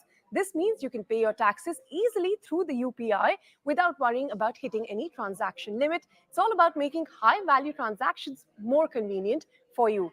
Now, ever wished you could let someone else make payments on your behalf without sharing your bank details? Well, the RBI has you covered with a new feature which is called delegated payments on the UPI app. Now, this is going to allow you to set up a system where someone you trust, like your mother, father, or anyone else, maybe a family member, even an employee, they can make payments using your bank account, but only within the limits that you have set. So it's a great way to manage shared expenses or give payment access to someone else without really compromising your account security. And last but not the least, let's talk about checks. I don't know how many of you are still using them, but if you've ever waited a couple of days for a check to clear, you know how frustrating it can be. So the Reserve Bank of India is now changing that with something called continuous clearing, where instead of waiting a day or two, checks can now be cleared within hours.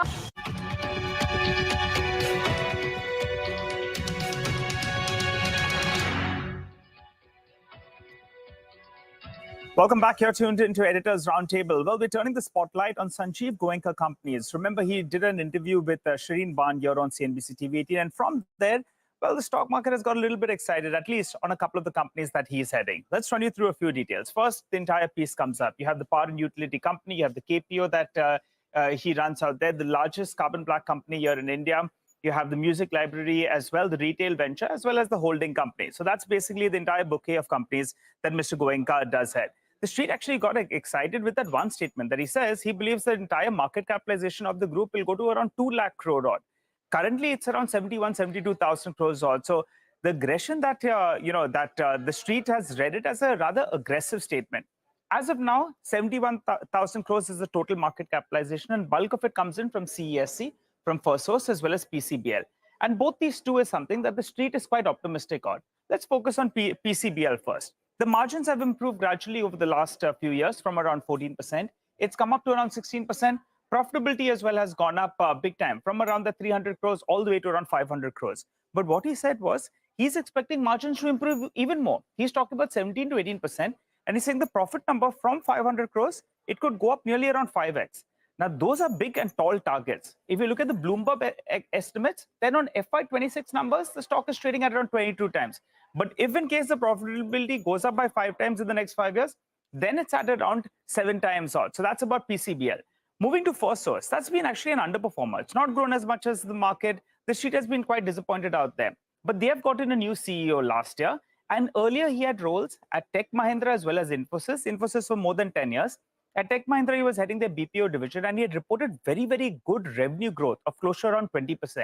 So now the street is optimistic that maybe, in fact, this growth that is looking quite subdued over the last few years, barring the COVID period, maybe Firstsource can continue to grow from here on. And one of the things that they have done is they've gone ahead and they've upped their guidance. They've upped it for the current year to around 11.5 to around 13%. The long-term margins, they're talking about going to around 14, 15%. And if you look at the valuation parameter, even after the recent run-up, it trades at around 20, 25 times. So that's on Firstsource as well. Moving to the other piece that we're looking at, this is an interesting one, because the other way to play Firstsource is play the holding company. So RPSG Ventures, it has close to 50% stake in Firstsource. That's valued at roughly 11,000 crores. The IPL franchise as well, 51% is held under this franchise. And the football club, Mohun Bagan as well, is under this one. They also have a group of FMCG companies, and 3 of them come up for you on the screen. I understand that as of now, 2Yum is doing revenues of close to around 1,000 crores. So that's the holding company that they have as well. Scaling up of the retail business is going to be interesting. For the last few quarters, they haven't got past that 550 to 600 crores. Margins have been very, very minimal or absolutely zilch as well. So that's a smaller part of the business. The street believes that as of now, the market capitalization of the entire group is around 70,000 crores, but they have taken note of that target of around 2 lakh crores odd. So let's see how they get there. But those are the broad companies that he is heading. PCBL and Firstsource, I'm going to keep an eye out on both those two. Well, Sandeep, I'm coming across to you then with regard to this group. I'm not sure whether you have a view on the group or any of the companies, but sometimes when promoter entities start showing aggression, that's one of the first indicators that maybe, in fact, things are turning. Your comment on it. I will not comment on individual names, but I say some of these companies were trading in the neglected zone for a while. It got neglected, and you have seen in last round, all neglected stock have rallied a lot. But generally, as a student of behavior finance, we'll take it with pinch of salt when people talk very aggressive, Okay. Suddenly, very aggressive numbers come into picture. From a behavior perspective, we'll look for some amount of caution. We should not get carried away. Because execution is the key, because making statement is very easy, but we have to see how well they can execute. But generally, I like to be cautious about such statements. Okay, all right. So very cautious. But Sandeep, I wanted to ask you about the metal pack. We spoke about currency. We spoke about growth as well globally. And irrespective of how good balance sheets are, we know a lot of these metal companies, balance sheets are very good. And you've got a couple of those very, very well, particularly PSU government-owned metal companies. What's the view at current reckoning? And some of these PSU metal-owned companies have corrected from the top. Your view on it? So, Nigel, if you look at it in isolation in India, looks very good. Entire material space Yes. because India is growing. You can't grow. But the with global factors are worrying. The only problem is global factor. And I will like to remain slightly cautious from a near-term perspective because when we're saying that global volatility is going to expand further, and if you're talking about a risk of dollar index spiking, okay, with that background, it will be premature to take a very aggressive view right now. I think they have done a great job in last 2 years from January, February 2023 have been rallying. Okay. I think if it's good, if they get into some sort of correction and consolidation, which is the case. And when this global volatility settle down, that's a time I would like to add big time in our portfolio because we have pruned down a bit, but we are not negative from a structure point of view, but purely cautious from a very near term. And I say near term, just a quarter perspective, maybe 2 months perspective. Once this global volatility does settle down, we will relook this space again. And the view is for the market also, I mean, it's near term. The cautious view is a quarter long? Quarter sort of thing you can say. One has to be cautious because very difficult to see how exactly it plays out. So when we talk about, let's say, India, per se, we are very, very convinced about India long-term story. But from a very near-term, very short-term perspective, I will play safe. I don't want to be, is समय शिवाजी नहीं बनना है. That's the way I look at it. It's better to protect the capital and survive this phase. And then I think everything looks good to me after that. Absolutely. Sandeep, great conversation and thank you for dropping by. Thank you. Thanks a lot for calling us. Okay. Well, I think It's time to wrap up this edition of Editors Roundtable. More news and updates on the other side.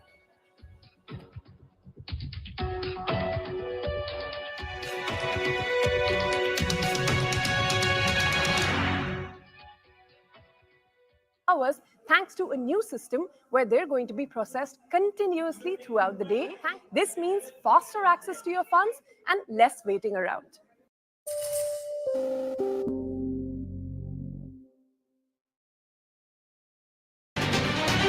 Finance Minister Nirmala Sitharaman is just a few hours away from marking a new record. The CNBC TV18 coverage of the Union Budget starts right now. Hello and welcome to CNBC TV18 Motilal Oswal Budget Headquarters.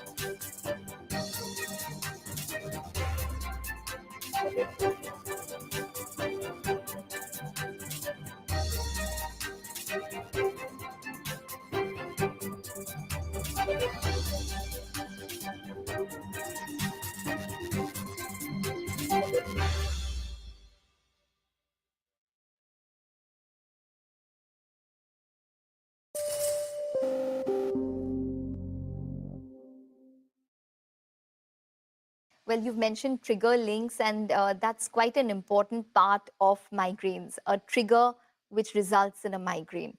Can you just tell us what is the most common trigger that one comes across when when one gets a probable migraine? The triggers are generally divided across three different groups. One is the physiological within the body triggers. Two is from the environment and lifestyle. And there are some triggers which are beyond control.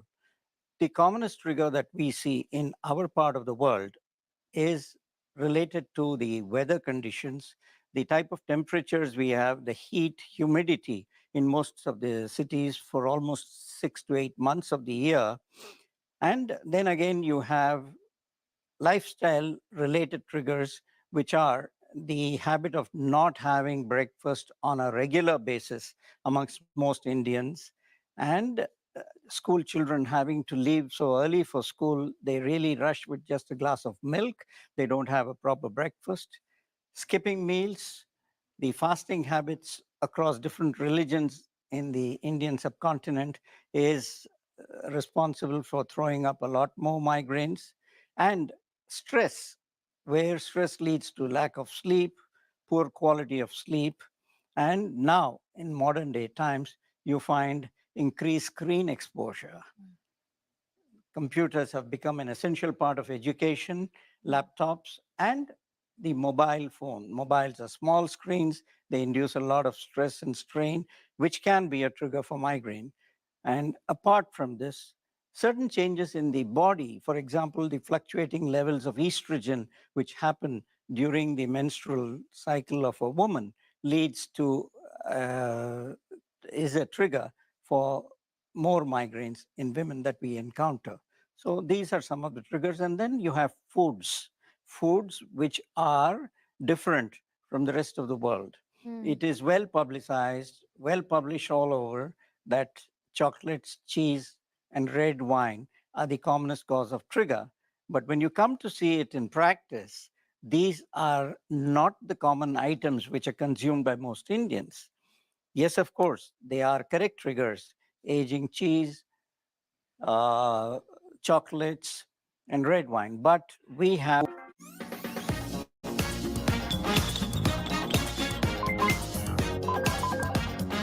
Let's talk money. Hello and welcome to this latest edition of Let's Talk Money. I'm your host, Surabhi Upadhyay. The budget has brought in tax relief for certain categories of hybrid funds. Some of these funds were earlier being taxed at the investor's own slab rate, which of course could be as high as 30%. But now the long-term capital gains tax on these funds has been slashed to just about 12.5%. So there is a huge tax advantage. Is it worth, therefore, considering these funds for investment, given that not just tax, but there is market volatility and there is a need to diversify risk across asset classes? Welcome to part 2 of our capital gains tax classroom. Last week, it was all about property.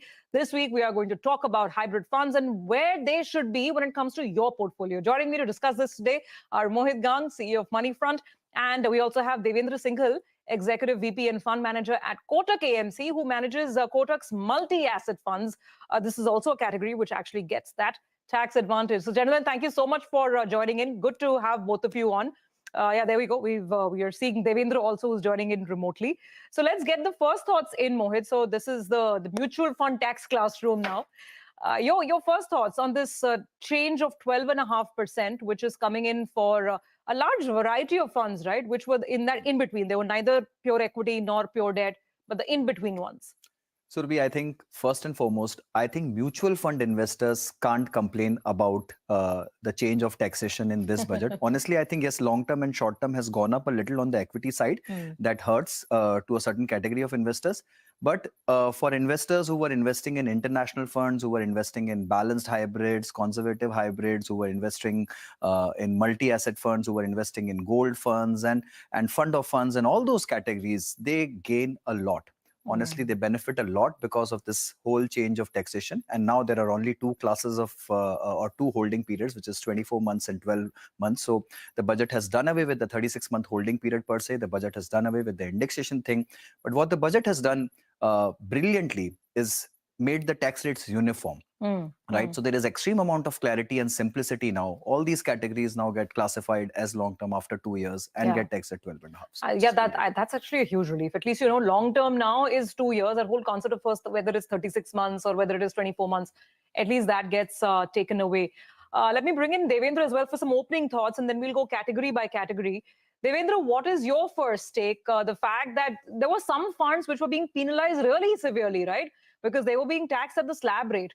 Now that tax rate comes down to 12.5%. So what is the initial feedback you're getting from investors? Hi, Surabhi. So as Mohit rightly pointed out that, investors in general have nothing to complain about, especially the mutual fund investors. And, the hybrid fund investors are, I think, on a sweet note here, because now it reduces the, complexity. It simplifies the tax structure. It reduces the holding period, which is a big advantage for the investors. It brings a lot of agility to what they can do with their money, rather than waiting for it to get long term and then get slightly better in terms of taxation. Now that hold period is also went down to 24 months. versus 36 months, which was earlier. So specifically in the categories of conservative hybrids and fund of funds, I think it's a brilliant move. Okay, and we're going to talk about all of these specific categories in more detail. But to begin with, investors, I think there's one thing that we all need to ask ourselves when we're talking about hybrid funds.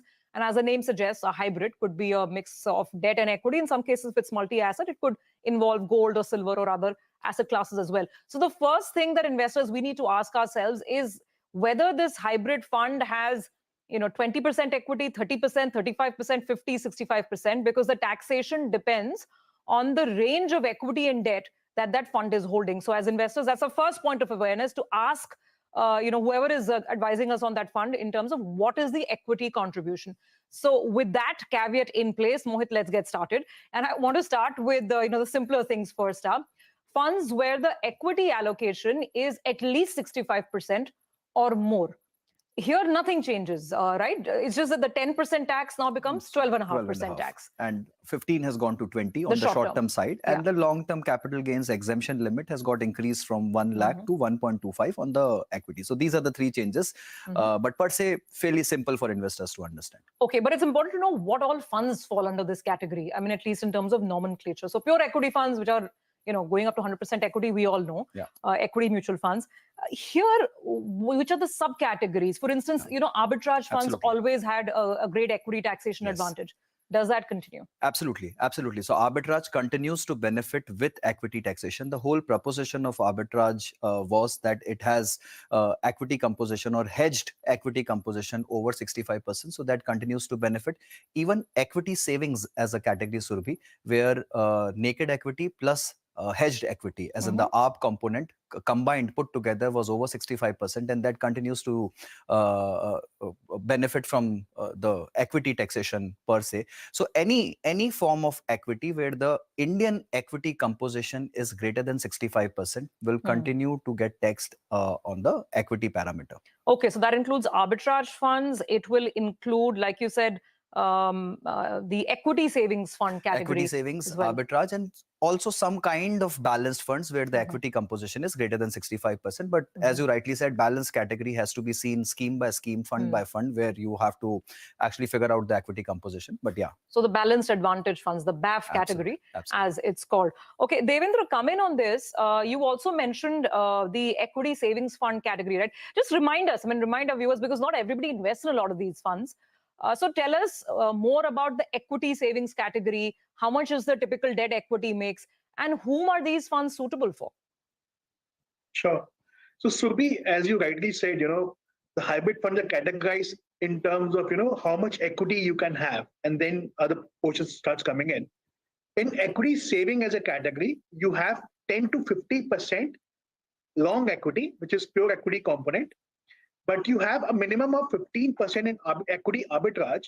So in terms of taxation, it classifies as equity taxation because equity and equity arbitrage is always more than 65%, right? Then you can have, up to 35% in debt if you want to, which is normally a balancing factor. You also gives you steadiness in terms of that. But equity, pure equity, only up to 50%, minimum 10%. Arbitrage minimum 15%, and then the rest comes in. And so this kind of investment, sorry, Devendra. So this is the equity savings fund category. Is this the same as aggressive hybrid funds? Because there's something called aggressive hybrid fund as well, right? Or is that something else, a different category which also has more than 65% or up to 65% equity? So aggressive hybrid fund is a very different category. If you remember, this was earlier called balance funds. Before the balance advantage funds came in, this category was called balance funds, whereby in aggressive hybrid, you always have minimum 65% in equity, which is net equity, no arbitrage included, up to 80%.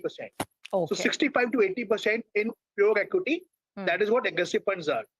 Okay, so fair enough. Equity saving is different.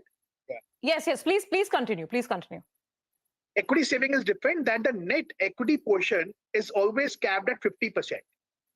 And the lowest you can go is 10%.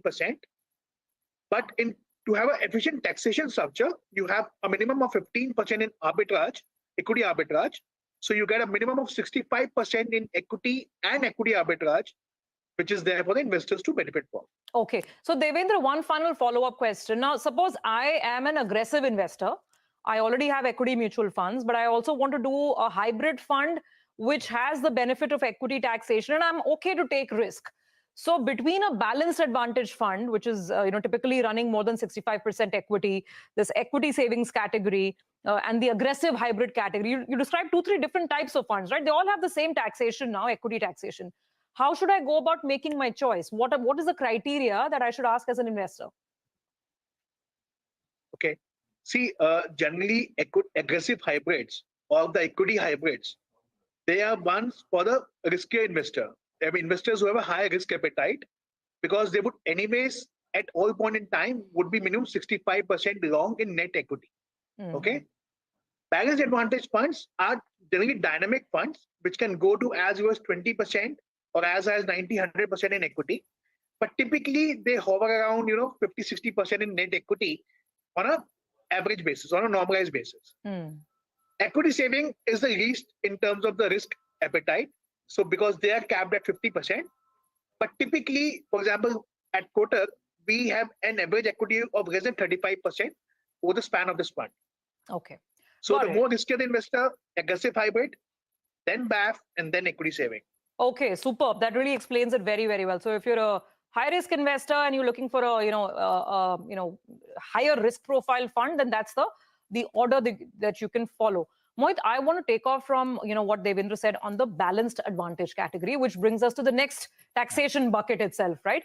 Now we're talking about mutual funds, which will be holding equity to the extent of 35% of the total holding, going up to 65%, but not over 65%.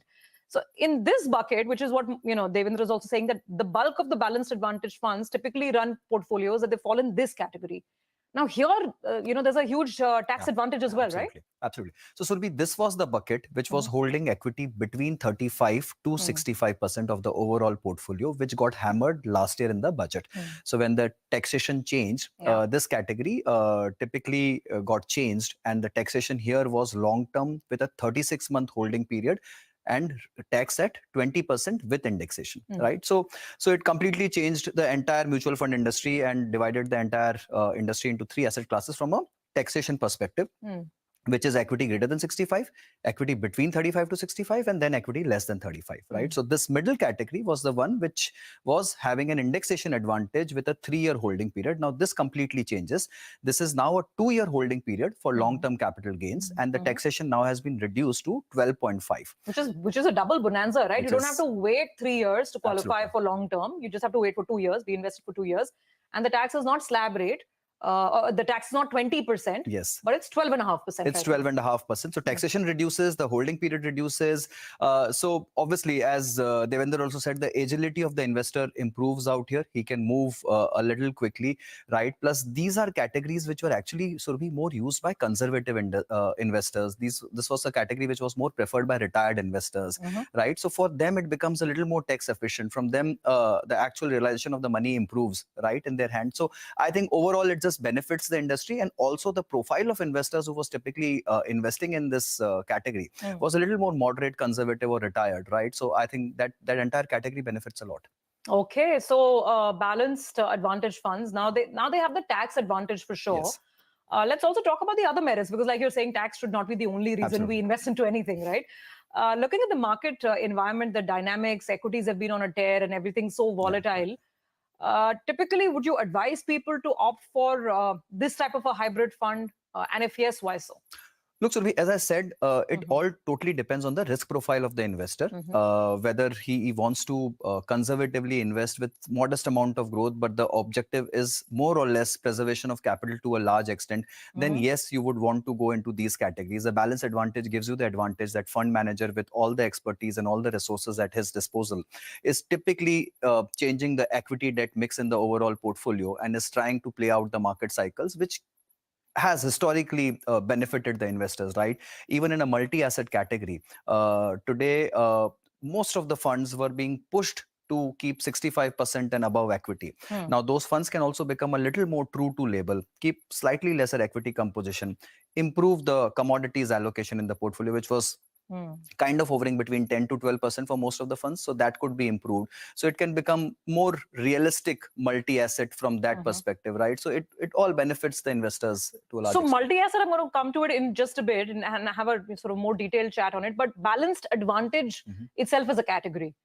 Does it get a thumbs up from you? It definitely gets a thumbs up now, more so because of taxation, but previously also because of the inherent advantages of movement between debt and equity, and playing the asset allocation part automatically through a fund manager route was a huge advantage for conservative investors and few profiles of investors. And would you like to take any examples or any names of the kind of funds in this category that you like, or what people should go out and sort of check upon? So look, there are balanced hybrid funds also. There are balanced advantage funds also. Both of these kind of fitted into this category. There are some exceptions which ran over 65% equity allocation, but let's say Pru ICICI balanced advantage fund, Kotak balanced advantage fund, let's say, right?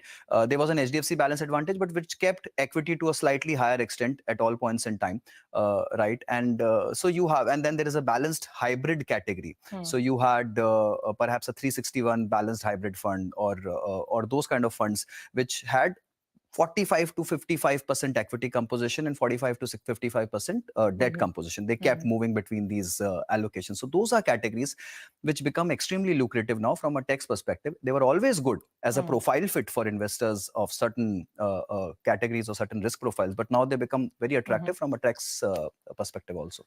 Fair enough. We need to take a break. But after the break, we are going to talk about this multi-asset category, because I think a lot of investors have seen the kind of returns that gold can deliver to the portfolio over prolonged periods of time. Especially the last 1 year has been fantastic for gold. So whether we should consider the multi-asset category as well, now that it also has a tax advantage, we'll discuss this after the break.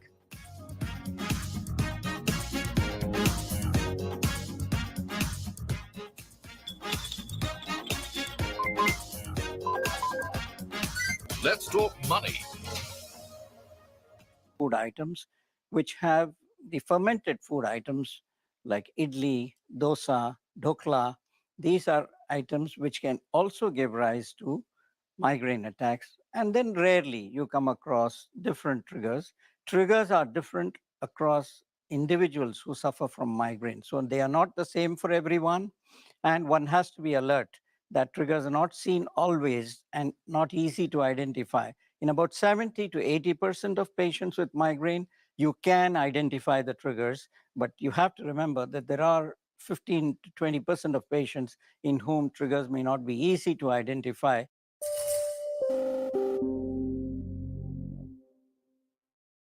Let's talk about the big heartbreak for India, and that is what happened as far as Vinesh Phogat is concerned. And you went and met her, you had a conversation with her. While the post-mortem is underway on what happened, what could have been done differently, what went wrong, what wasn't done, and so on and so forth, from an athlete's perspective, from her perspective, and someone who's dealt with adversity, and someone who's hit rock bottom and sort of risen up, what do you see her mental state at this point in time? Obviously, she's devastated. I can fully empathize with her. I can't even imagine what she would be going through. I had heartbreaks in my sports career, but what she's gone through, I can't even understand. I met her, but I didn't even know what to tell her. What did she say to you? No, I mean, it was just general talk on life, on how life can be unfair, and sport sometimes can be brutal. Did she have an assessment of what went wrong? Oh, we didn't even get into that. But I just went to offer your support to her and to be there for her, and I think that's what she needs at the moment. And I think the country must rally behind her in these difficult times. It's a very, very, very difficult period for her. Sport is hard. It's very, very, very hard, and that's why India must look at failure very differently. I think society on its whole looks down.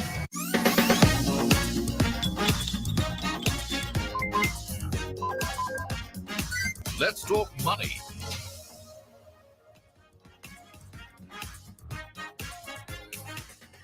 Welcome back. You're watching the capital gains tax classroom when it comes to mutual fund investing, because so much has changed after this budget. And of course, we have Mohit Gang as well as Devendra Singhal to take our questions and help us understand this issue today. We were speaking about multi-asset funds just before we went into the break, and I want to bring in Devendra because he manages those funds at Kotak KMC. So Devendra, great going, right? Not only are asset classes like gold giving you such a great return, now the tax is also looking better. So what's your advice? And to the point that Mohit made before we went into the break, that now that the tax rate has come down, will we see these funds invest more in commodities like gold? So Surbhi, as you define multi-asset, multi means thus you need to have at least 3 assets with minimum 10% weight. Now, there's no limitations in terms of how much one category can invest into the other. It all depends on how you have basically positioned your fund in terms of taxation.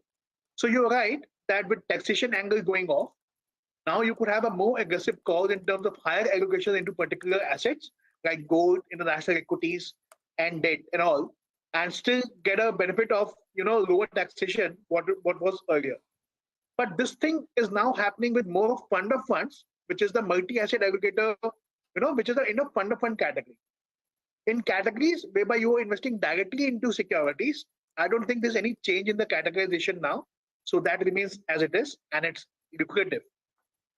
Okay.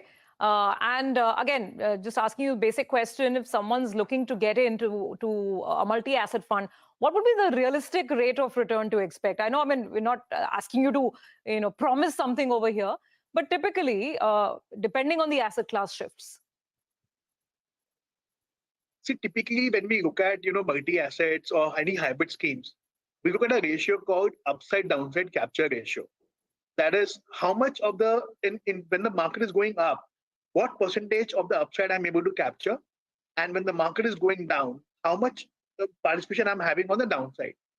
Typically, over a long period, we have seen that this upside-downside ratio for most of the hybrid funds has been more than 2.5 therein. I think that is what we should look at rather than looking at the absolute amount of returns, because there are few funds in the category which have actually beaten the Nifty also over a long period of time. But having said that, if you have a lower amount of equity, then your returns should actually be lower than what the overall market returns are.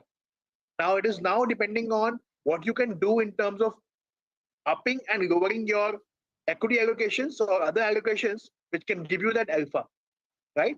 So I think that I'll leave it there without commenting as to what kind of returns one could expect. But definitely, if the endeavor is to mimic market returns, but since the equity component is lower than the market, one should have reasonable expectations around. So let me just ask you, as a fund manager, when you see a particular asset class doing so well, like gold right now, typically, how do fund managers think? Is it time to book some profits and lower the holdings? Or, do you take a view as in the view right now that perhaps this is a long multi-year run? So therefore, and now that you're not bound by taxation, that you can actually go ahead and increase holdings in precious metals. So Subhi, not everything is bought just for the returns perspective. You need to have risk also into your mind when you construct a portfolio. When we talk about multi-asset allocations, we are talking about 3 different asset classes coming in on a minimum side, and asset classes are supposed to have low correlation between themselves. So it is basically to give a smoother ride to the investors for a longer journey they have in the market, rather than just focusing on the return part of it. Fair enough. Having debt, having gold as an asset reduces the volatility which equities can provide. So it makes your journey a bit more smoother than what would have been on a normal side, just been equity. So I think that is what one will need to focus on rather than just looking at the pure returns purpose. Fair enough. All right, let's quickly move to the next category, which also stands to benefit a lot because of the change in taxation. And this is the global funds category, international funds, which are investing in, whether it's US equities or maybe you even have some greater China funds and whatnot. Now here as well, this category was first taxed at our slab rate, but now it's going to be taxed at 12.5% if the holding period is 2 years or longer. So Mohit, this sounds great. But, correct me if I'm wrong, a lot of funds were not taking any fresh money because of certain limits being hit already. Yeah. So is it even possible to invest right now? It is. Quite a number of funds are accepting fresh investments. Few are accepting only as SIPs, and few are open for both lump sum purchases and SIPs. It depends on the contours of the fund. Funds which are purely ETF based, those are the ones where the limit has got busted, and those are the ones which have stopped. But funds which are actively managing their allocations, perhaps directly investing into stocks or international stocks directly, those are the ones which are typically open. There is a whole list of funds, but I think category as a whole, Surbhi, has got a huge impetus. And needless to say, for an Indian investor, it's absolutely must to have a global diversification. Given the profile of our currency, which has been depreciating against the US dollar for almost last 20 years, if you see the track record, the depreciation has been on an annualized rate around 3 to 3.5%. If you want to counter that, if you want to have a real hedge against the country risk or the sovereign risk, or you just want to create a corpus offshore for your children's education or for anything, let's say, I think this is a great avenue available to retail investors, that you go out and invest in international funds. Again, this category got completely out of flavor last year when the taxation was changed, and now it's come back into reckoning with full power and full force. And I think all investors should definitely look at diversifying abroad. Your favorite funds here? Look, many. Honestly, I like the Edelweiss US Technology Fund. I like the DSP Global Innovation Fund.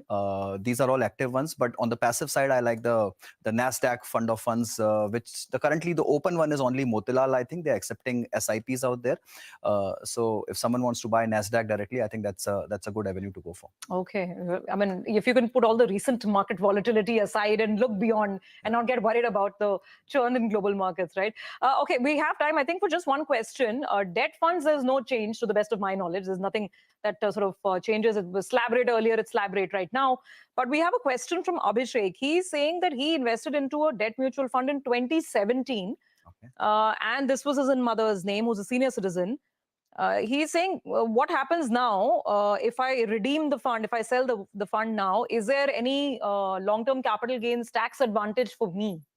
It is. Interestingly, this category, though, remains unchanged, but for people who invested prior to 1st April 2023, which is when the new debt taxation regime when came the in. indexation was taken Indexation away, was taken away and it was put at slab rate. If you've invested prior to that, and if you're selling after 23rd of July 2024, and if you have completed 2 years of holding, right, on your debt funds, then you will be taxed at 12.5% after 24 months for your previous holdings, right? So you still have a huge advantage, though you have lost the indexation benefit, but you still get taxed at 12.5 after 24 months. So it is, I think he can rejoice on that. Okay, fantastic. We have just 10 seconds left. Devendra, any final advice to our viewers when they're approaching hybrid funds? Hybrid funds gives you diversification. It gives you a risk-adjusted return. So keep that in mind, because risk is always hidden. Well said. Those are wise words to remember. Thank you so much, both of you, for joining in and helping us navigate through the new tax regime for these funds. Really look forward to more such conversations. Well, with that, it's a wrap on this edition of Let's Talk Money. We'll see you again, same time, same place next week with yet another theme on investing and your money.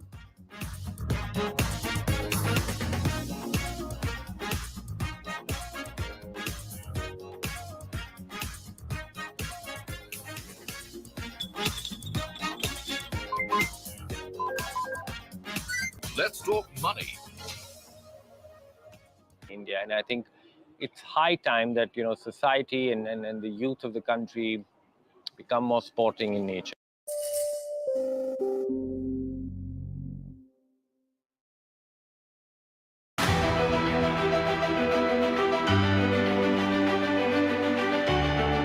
The Indian markets have not just grown, they've broken several records in the last 25 years. India's contribution to incremental global GDP was as low as 0.2% 25 years ago.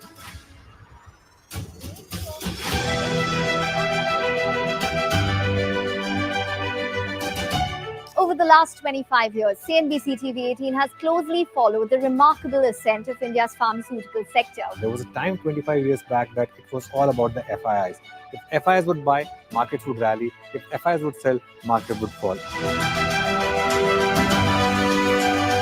Earlier, we were net importers of steel. From IT services to SaaS, from consumer electronics to space tech. from mere programming to AI ML. Cars, two-wheelers, three-wheelers, commercial vehicles have significantly become much more expensive than they were 2 decades ago.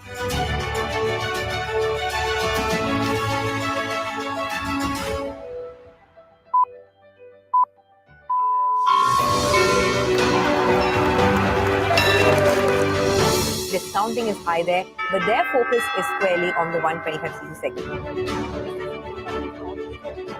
Now it is contributing 16% of incremental global GDP. Now we're looking at exporting the steel that's made here in India. Welcome to the first ever India Business Leader Awards.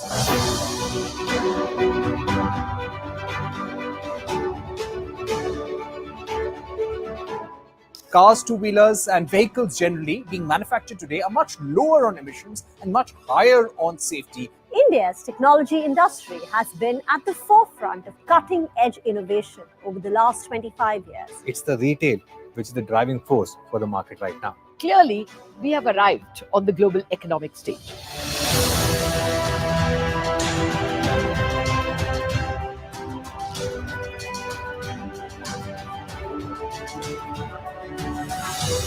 And what a great way to celebrate our own 25th year, with new milestones being achieved on the Lal Street. 21 years of the Nifty from 1,000 to 10,000 today. Sensex and Nifty hit a record high. The Nifty rallying to a record high. We invite you to join.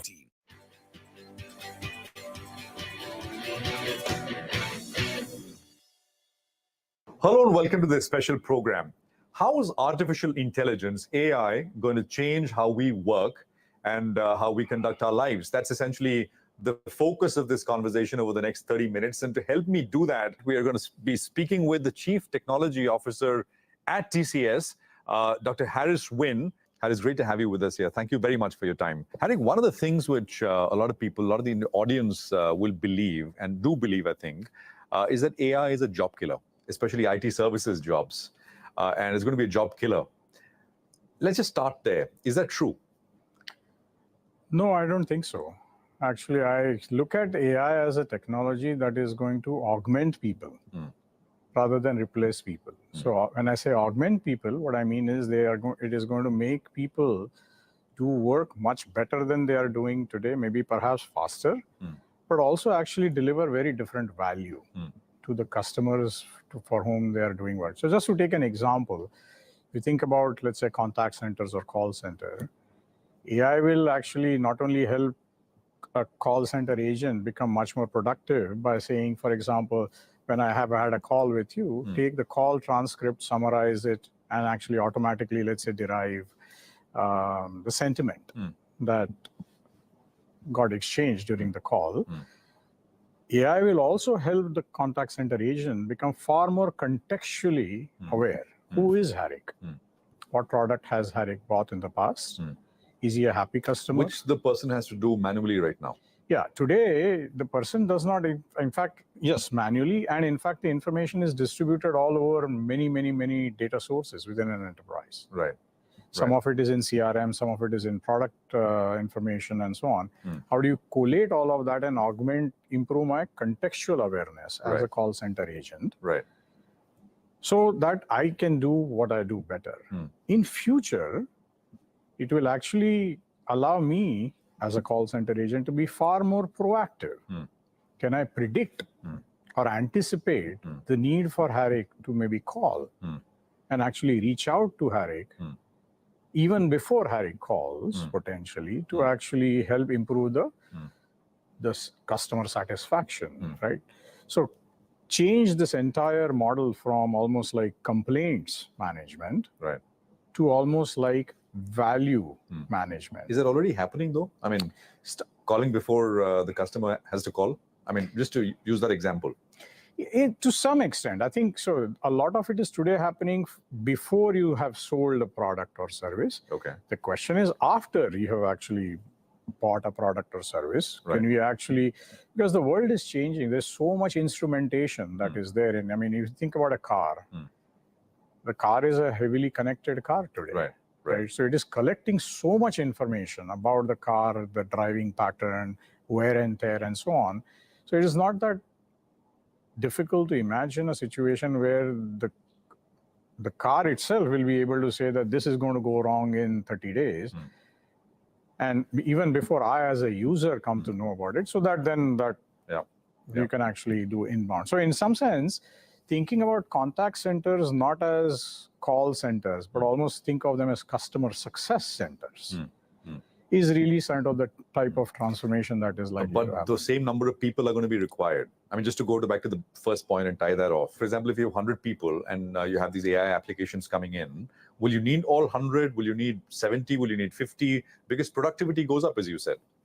Yeah, productivity will go up for certain class of jobs that they are doing that frees them up to do new jobs that they are currently not doing. So for example, from complaints management to customer success management, you're going to add a whole bunch of new jobs that they will have to do. So in a sense, while you're releasing capacity, you're utilizing that capacity to change the value perceived by customers. So in my mind, the number of people will not change, but the jobs that they do will fundamentally change. And the value that is perceived by the customers of that job will also change. And there is no people-free success centers, customer success centers. I No. mean, just completely automated.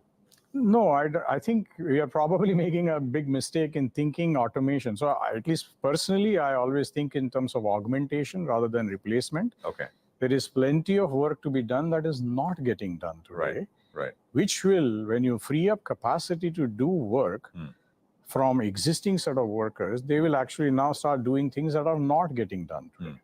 So there's heavy retraining which is required, right? I mean, new training which is required across the industry? Yes. Across all aspects, basically. Yes. So I think you're absolutely right. So in a sense with AI, the roles of people is fundamentally changing from doers of work to sort of trainers and interrogators of intelligent machines, reviewers of work done by machines, and actually owners of critical thinking, creativity, and things of that sort, right? Sort of design thinking. Which means that you will have to continuously retrain people. In fact, as machines will become more and more intelligent, the roles of people will keep shifting also constantly, and new jobs will get added, as I said, the customer success rather than sort of complaints handling, right? So that will require continuous training and retraining. In fact, as we were discussing earlier, I think every skill that people are learning today, their utility, sort of what is often called as a half-life of a skill, which is the time it takes a particular skill that you've acquired to lose half of its value, is shrunk from almost 30 years to 6-7 years today, and it's shrinking. Which means that all of our children will actually have to retrain themselves multiple times over during their career. And so the need for constantly retraining talent or employee base is going to become a critical success factor for every organization. But this has already happened, or this has been this process, this half-life, where the point that you make is it's accelerated now because of AI. Yes, it is accelerating, and it'll probably keep coming down further. So as technology is maturing, a lot of the hard skills are actually, their half-life will keep coming down. Whereas, in fact, the need for a lot more of these soft skills, being able to actually understand, articulate, coherently explain something, critically analyze something. In software engineering, for example, the ability to read code and analyze code is going to become far more important moving forward than write code. Absolutely. Because writing code will happen by machine. But once it has written some code, being able to actually read that and say, this is good but not great. And here is the reason why it is not great. Let me go ahead and change it. Now, so this is actually creating almost a sort of a machine-people co-working situation where machines will constantly augment people and make them better, and people will constantly make machines better. And that's sort of almost like a hybrid workforce where people and machines are sort of improving each other constantly will become the norm of the future. I've got it. Just tell us the use cases of AI with a few examples if you can. And I'm not talking about TCS, but maybe you can sort of, because you have a bird's eye view of what's happening in the organization at TCS. And it's also kind of a prism into what's happening in the IT services industry. Where is it being used? I mean, for our viewers, just to kind of understand, what Sure. is it helping you do? No, so I think it is actually the technology is getting embedded in almost all what I would call as knowledge work. Okay. And there are three broad categories, if you will, of use cases, or even you can think of it as maturity where technology is getting used. So if you think about all knowledge work today, it is actually is a combination of people make decisions about something and then operationalize those decisions using some sort of actions. Right. So the first class of use cases are basically focused more on actions. Can I use AI or intelligent machines to perform certain tasks or actions for me? For example, going back to the example that we were talking earlier about in a contact center situation, when a call came in, today a call center agent has to actually, at the end of the call, write a call transcript and summary and say, this is what happened. Now the machine will actually do that. So there's more automation, essentially. This is more automation, and that improves productivity, which is focused on the actions. Okay. So in software engineering, if you think about that, then write code for me or write some test cases for me or things of that sort. Those are the kinds of actions. The second class of use cases are basically more augmenting the work doer's contextual awareness. So for example, if I'm writing a piece of code, where does this piece of code fit in the larger software application that I'm actually building? Okay. And how is that actually getting viewed? Who is going to use this? How frequently is this thing going to call? What is the performance requirement of this? All of that is contextual awareness, because once I understand that, I will make the right decisions when I'm building code, right? Okay. Similarly, in a call center example, I mean, who is the customer and lifetime value of the customer? What is the potential next best offer or action that I should offer to that customer? This is all augmentation. Okay.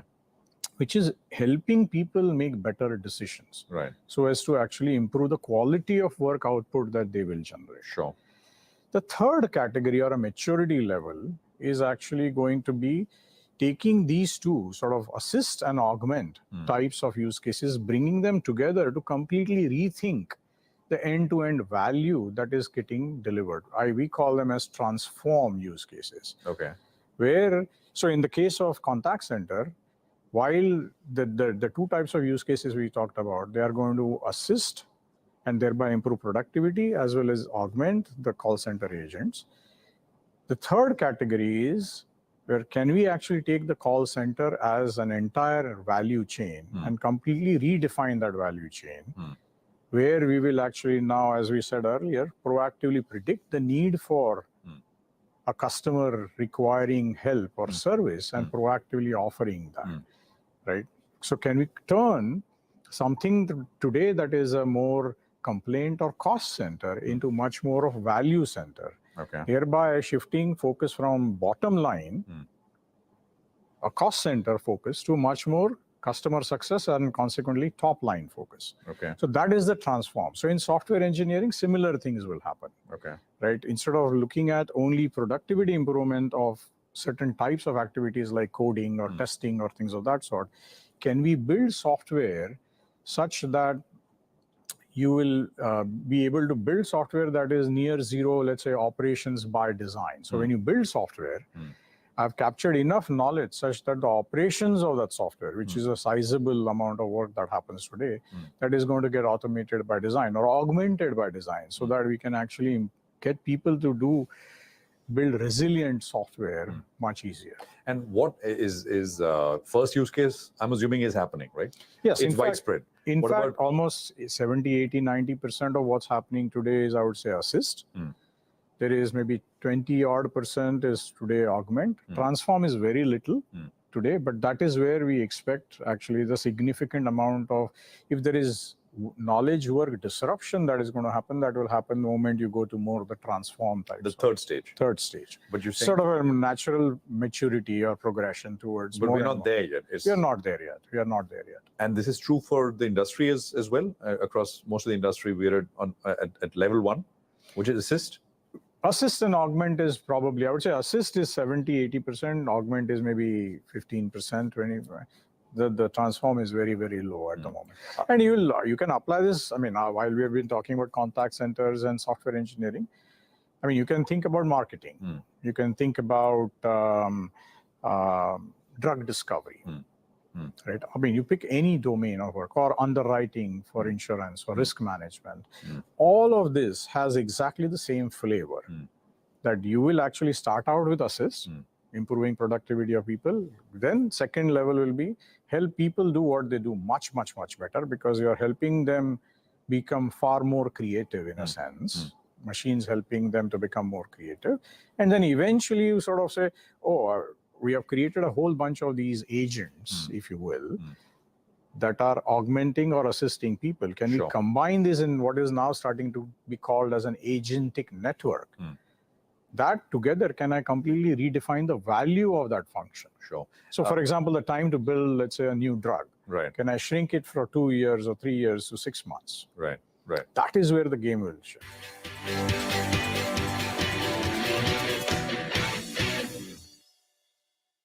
Assist in leading coverage of the pharmaceutical and healthcare domain, documenting India's expanding expertise in medicines. 25 years of excellence and unparalleled growth. CNBC TV18, embarking on a quarter-century of excellence. What does it take to build India's largest startup platform? It takes a journey of starting out as an unknown and ending up as unforgettable. It takes more than 2 decades of celebrating the most influential and influencing the most celebrated entrepreneurs.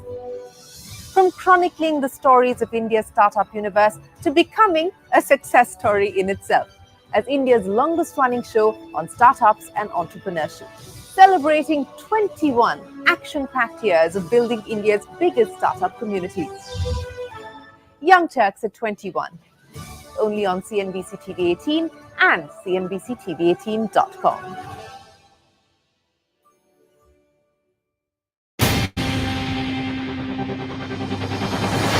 CNBC TV18's most comprehensive and award-winning news show, India Business Hour, drops first on YouTube. So get the first access to the most influential architects of policies and politics, the key news makers of the day. Discover the big themes as we deep.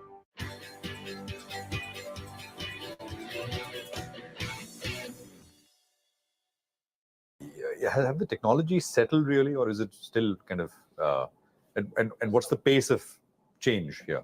Extremely fast pace of change. It is not settled. In fact, every technology goes through in their life cycle sort of an S-curve kind of a principle. And so when we're talking about technologies, we're talking about AI technology. Yes. AI technology. Yeah. Within AI, Gen AI, whatever you want to call it.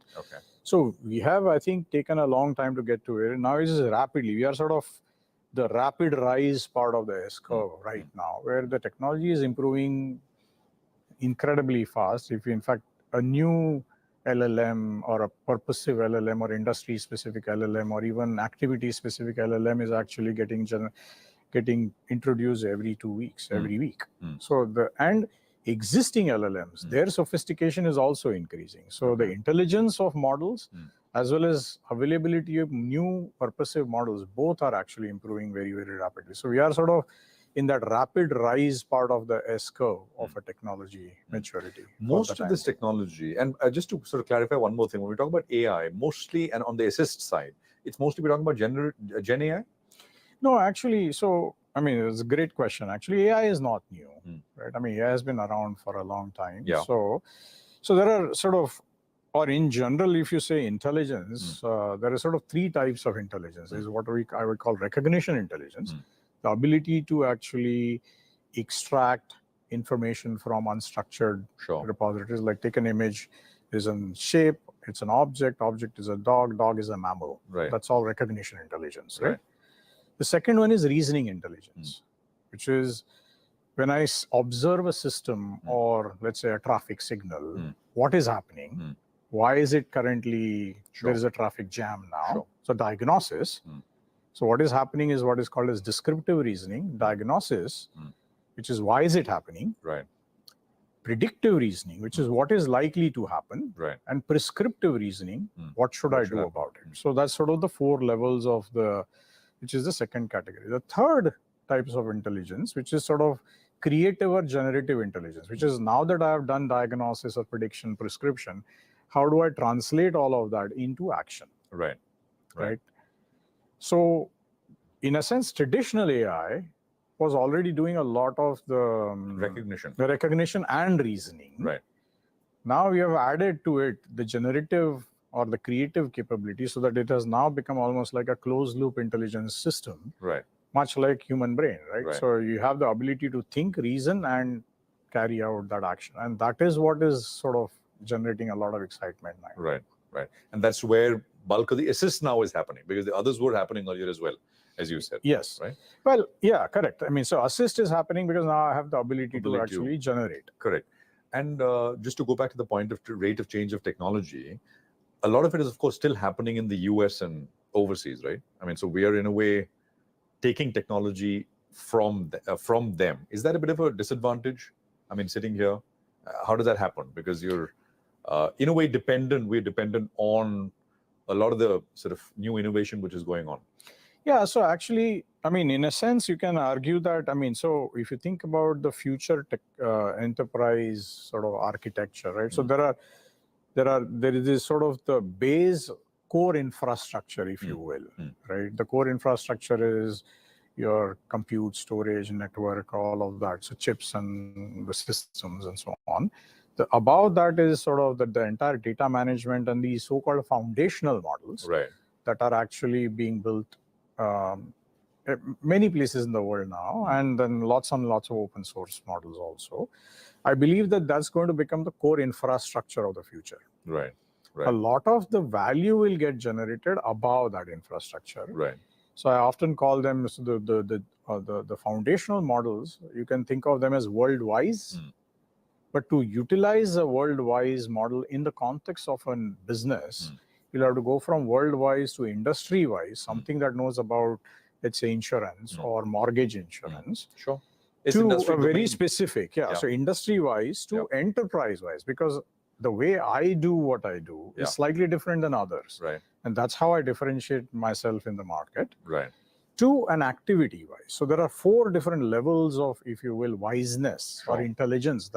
So something that is general knowledge, industry-specific knowledge, enterprise-specific, and activity-specific. Right. So a lot of the innovation, if you will, that will have to happen is to go from the foundational models that are generally world-wise all the way down to activity-wise, and then go back in the reverse direction to actually transform value, redefine value chains, and so on. And a lot of that is actually something that is happening in India or in services organizations. Is there a sort of case for being in the foundational level space as well? I mean, there are examples where we can do that, but in particular, Indian languages. This is actually a good example where because the corpora or the corpus is where. So if you think about Indic languages and so on, that is where there is, I mean, what has been, other foundational models have been trained on more English and so on. So there is a case for it, but there is a lot, the scale of value will come above the base infrastructure. So it's not you're not at a disadvantage in that sense, and the rate of change of technology, etc. I mean, I don't think so. I think, I mean, should we be looking at the foundational model? Sure, there is no reason not to. But at the same time, is that necessarily a sort of a prerequisite? It's not. It's not. Now, another thing which I think we should talk about is AI and these technologies deflationary in nature? Is it going to bring down, so to speak, the bill of materials for Indian IT services companies? I just wanted your thoughts on it. No, I don't think so, because I think there is every organization, let's say every customer that TCS services, they have more work to do than they have resources today. Okay. So it's not that there is a finite amount of work and we have reached that threshold. I mean, you go talk to almost any organization, they will have a long list of things that they would like to do that they are not able to do today because of lack of capacity or lack of funds available. So because this technology is going to enable people to do a lot more of that work will start actually getting done. And that is where it is likely to shift. So I don't think that it is going to be deflationary. It will actually allow people to do more. So yeah, but volume of work is going to expand, as you say. Yes, there's a long list of things people like to do. But I mean, the cost of doing it per se comes down. So you actually end up doing a lot more volume with a lot less. So in that sense, especially for not just TCS, but otherwise for, I mean, as this becomes more and more mainstream and we go to that third level that you spoke about, is it going to have an impact on margins at which IT services companies operate at? I don't think so. In fact, I believe that it is an opportunity for us to actually rethink the value that as a services organization we are delivering to customers, right? So today, primary value dimension is efficiency, where you essentially say that we can do this amount of work much more efficiently than you can do. Right. Tomorrow, I believe that with this technology's infusion, if I can actually build a system where machines are augmenting people and people are augmenting machines, this sort of hybrid workforce, and we are able to do more with the same, not just more with the same, but more importantly, very high quality output by design, then the mindset will shift from industrialization of work to much more productization of work, where I can commit to the quality of output I will deliver and the time within which I will deliver that quality of output by design. Then the pricing models, etc., will start shifting more towards the value-based pricing as opposed to sort of ingredient-based pricing and so on and so forth. So that is where I believe the industry will evolve. And consequently, you will, in some sense, I would actually think that there is going to be greater opportunity for us to create much greater value for the customers and consequently impact the margins potentially in the positive way. Great to speak with you. It's been a fabulous conversation, and thank you for taking out the time and sort of sharing all that perspective with us. Thank you. My pleasure. Thank you very much.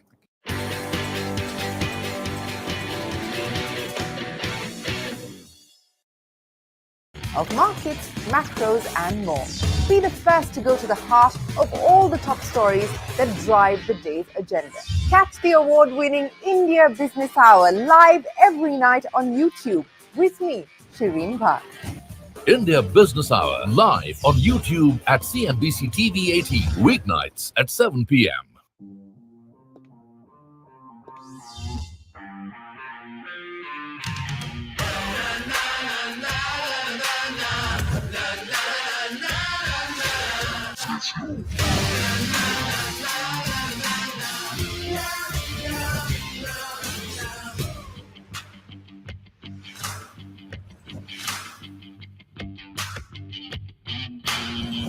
Make informed decisions with comprehensive analysis on the go.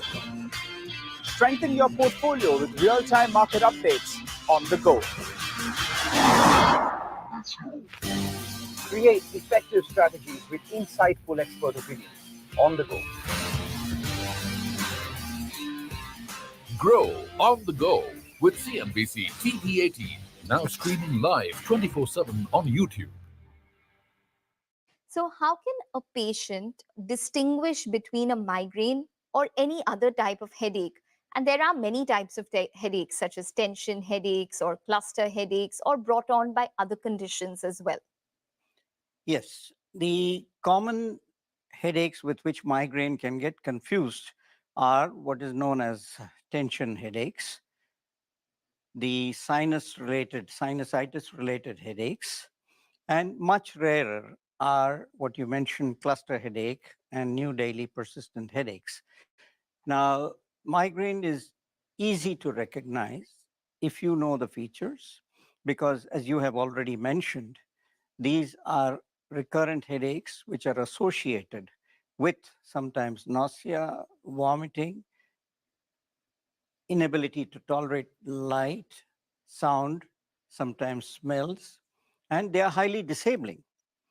The patient may not be able to function for almost 24 hours or even more. And there is a positive family history of not the same severity, but some recurrent headaches. Now, as against this, when you look at the other headaches, tension headache. They are more or less what we talk about them as featureless headaches. They are not associated with nausea, vomiting, disability, and they don't have trigger links so clear cut as in migraine. And then when you come to cluster headaches, they are more always on the same side, accompanied by watering of the eyes, running nose, and they don't have trigger links too. So it is not difficult. And the commonest mistake which patients make on their own is to think that all recurrent headaches are due to a refractive error in the eye, and they go for an eye check to the ophthalmologist. They may have a small number, but they have to remember that if there are trigger-linked headaches, that eye problem is not the cause of their headache, and they have to seek correct medical opinion. Okay.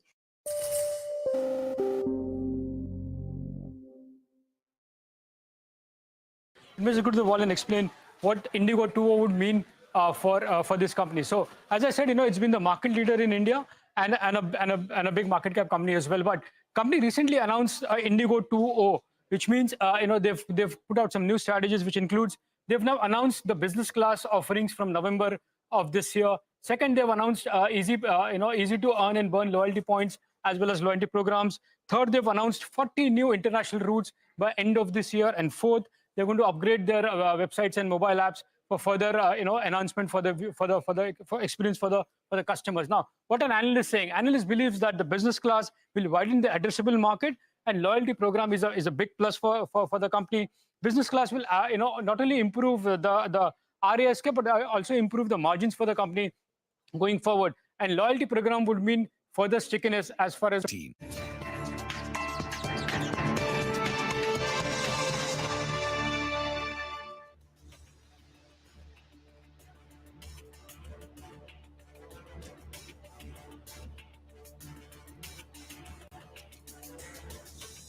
The Reserve Bank today probably surprised the market with its hawkishness. Yes, it didn't change the repo rate or its stance as expected, but given that the US Federal Reserve is now expected to cut rates by 125 basis points in 2024 versus only a 25 basis point expectation during the June policy, some in the market expected Reserve Bank to sound a tad dovish. On the contrary, there were signs of hawkishness in the statement and in the press conference. The CPI forecast, inflation forecast for the current July, August, September quarter has been up to 4.4% from 3.8% earlier. That is one sign. The second, the Reserve Bank has forecast inflation for the first quarter of FY26 next year at 4.4%, whereas in the MPR, the Monetary Policy Report in April, they had forecasted at 4%. That is the CPI for FY26. So, is the RBI correctly cautious, rightly cautious, or is it overcautious? What about its other warnings on poor deposit growth, on top-ups on home loans?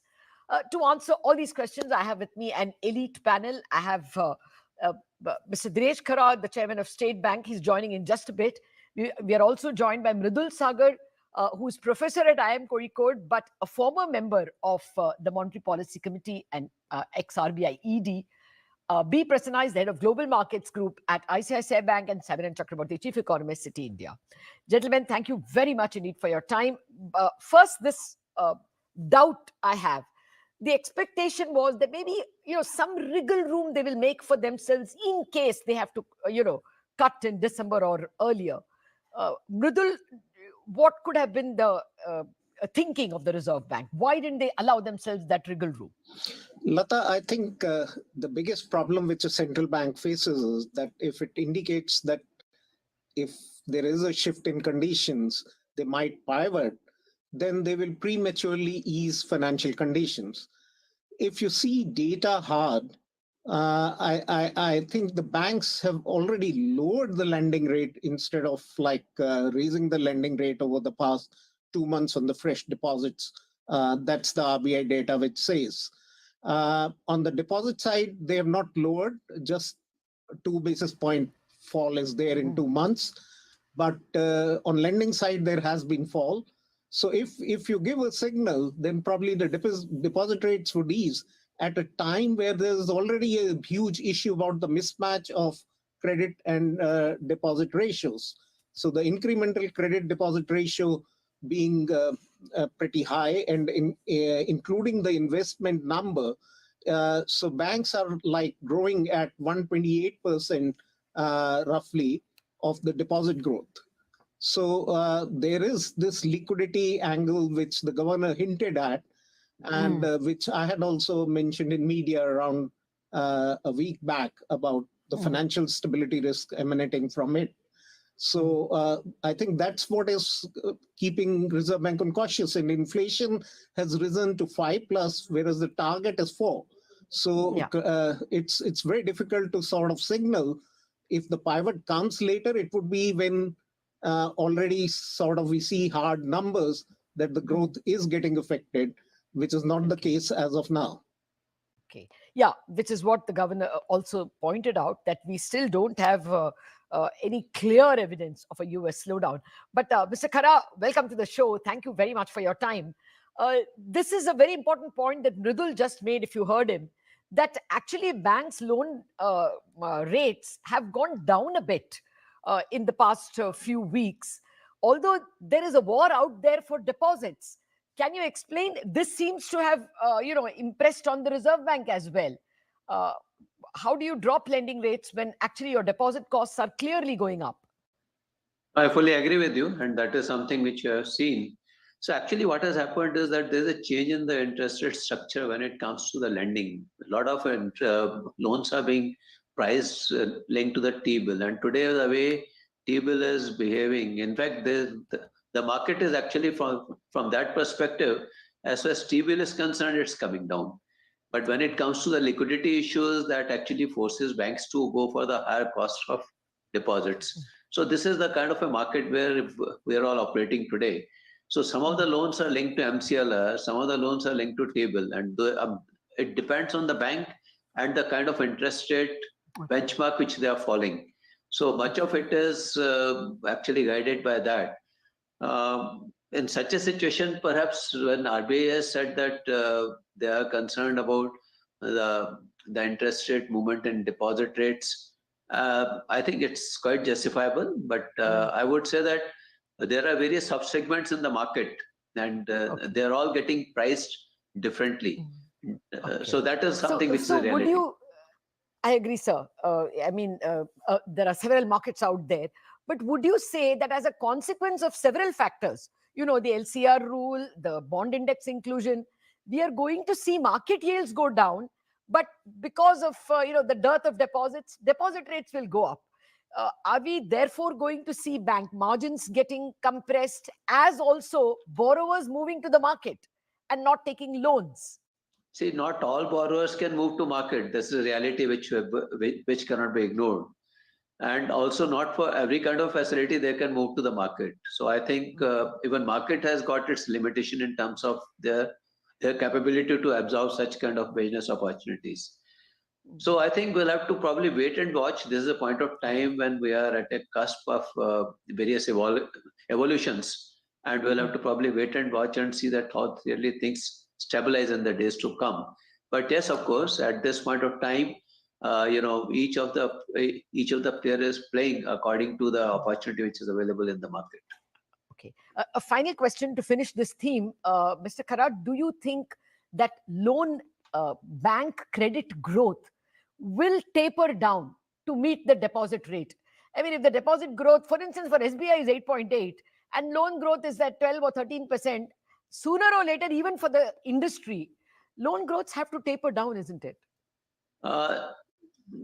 See, again, here it will depend. If at all there are opportunities for in the loan market to fund this kind of a growth, bank will have to think in terms of at what rate they can raise the resources.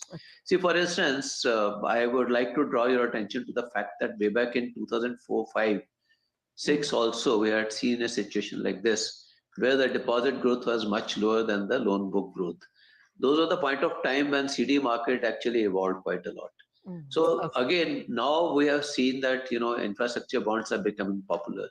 CD market is becoming popular. If at all there are opportunities to lend and the kind of risk which the banks would like to lend, I'm sure they will be in a position to raise their deposits. It's not that deposits are not available, but the price at which they are available, will that be something which banks would like to look at it? That is something which has to be kept in mind. Got that, sir. I'll come back to you for the other points that he made on top-up loans. But let me finish the economic arguments. Samiran, what is your sense, given the macroeconomic data that we have, the evolving circumstances globally, when would you position the RBI changing its stance and stance and rate action? Thanks, Lata. I guess what is coming out of the RBI communique is that RBI is definitely have an unwavering commitment towards getting inflation down to the 4% medium-term target. What is helping RBI is twofold. One is that the domestic growth numbers are coming out to be quite robust and resilient. And second is that if you look at the overall financial conditions, which includes banking system liquidity, equity markets, credit markets, FX markets, and put it into one index, that overall financial condition index is still on the so-called easy territory. And that's why RBI does not need to cut interest rates very aggressively to support growth. And the last point I would make is that if you look at how the global situation is evolving, there is just so much uncertainty that it's very difficult for any central bank to be proactively taking interest rate calls on the basis of that. So given where our current growth and inflation forecasts are, we think that the first rate cut could be deferred till April 2025. Maybe the stance change happens just a little before that. But as of now, there is no urgency that is there with the RBI to tinker with rates.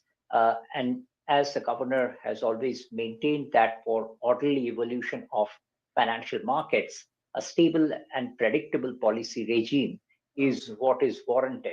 And the RBI is delivering on that front.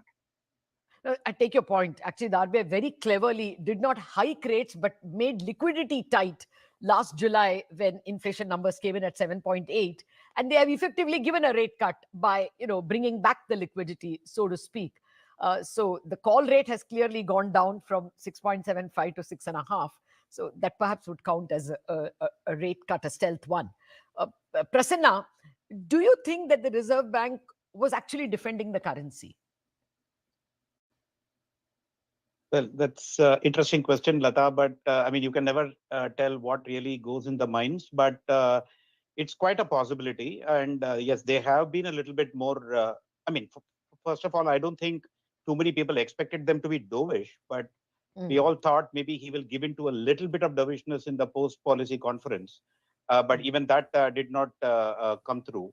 But yes, it's quite possible, but I don't think there is a real direct linkage between the way INR will behave or the currency will behave and the kind of stance the RBI is taking. Actually, the RBI has been quite hawkish for all this time, and hence the focus on inflation, like Samiran was saying, has been quite pronounced. So to that extent, it's just a continuation of what they have been doing earlier. And I will just refer to a statement that he made in actually an interview with you, Lata, where he said that giving guidance is something that he doesn't want to do.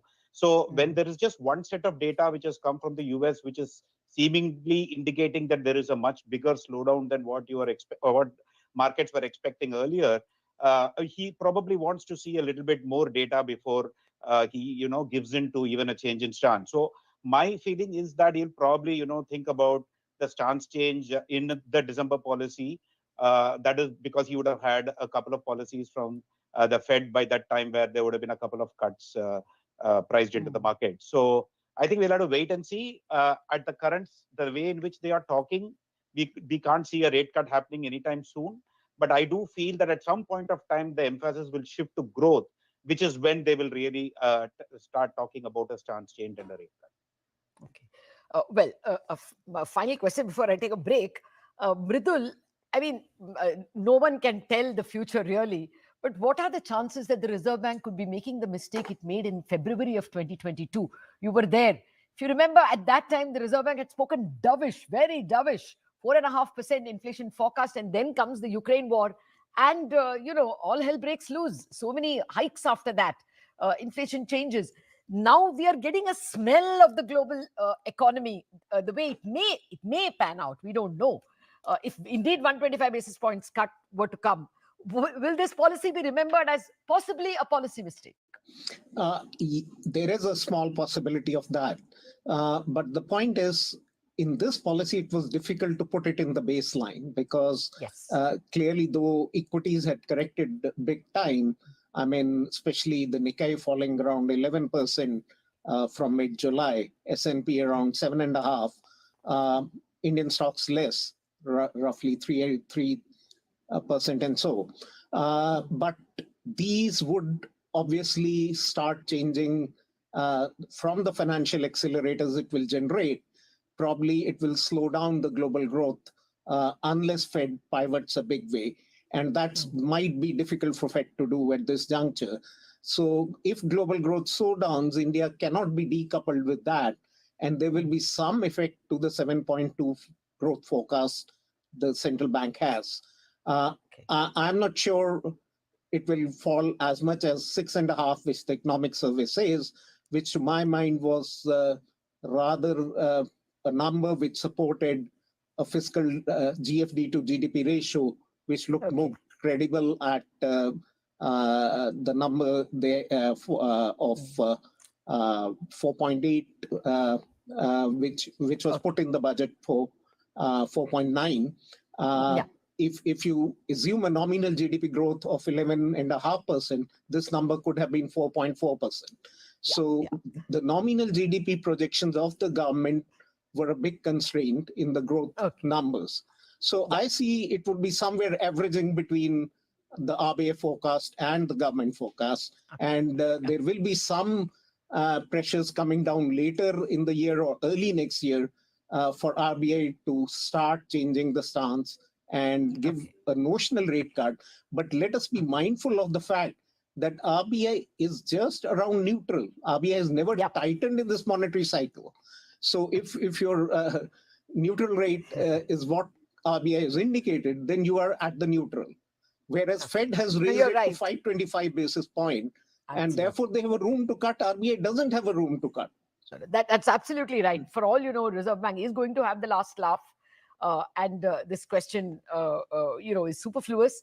And as Samiran and Mr. Khara have pointed out already, it's not that the conditions were tight in the first place. Okay, I'll have to take a very quick break. Coming back to check with all of you what will be the movements in the bond market and your analysis of the economy as well, and the important statements the governor made on this top-up loans. Coming back in a minute.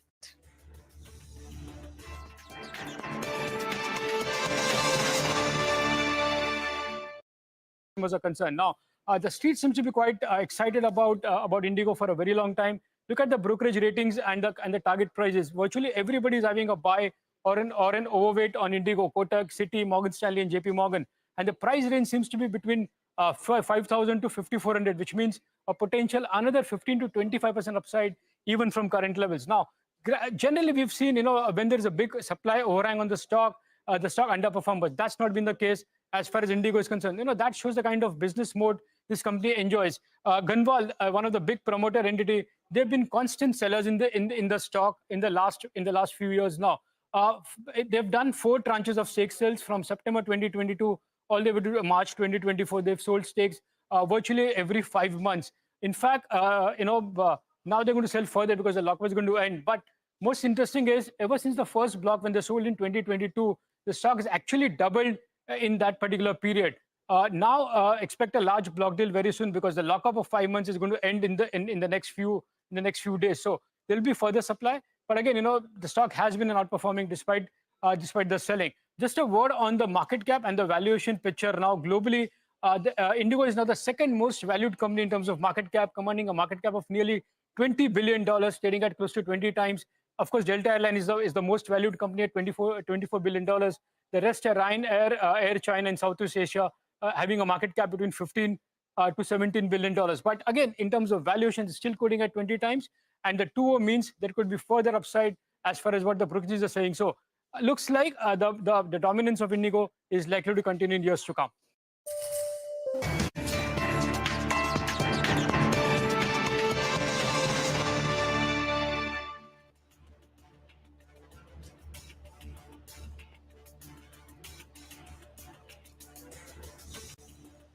Welcome back. We've been discussing with an elite panel of bankers and economists, Mr. Dinesh Khara, SBI, B. Prasanna of ICICI Bank, Brindal Sagar, former RBI Executive Director and member of the MPC, and Samiran Chakrabarti of Citi. What they made of the monetary policy and how the economy and the banking system evolves here on.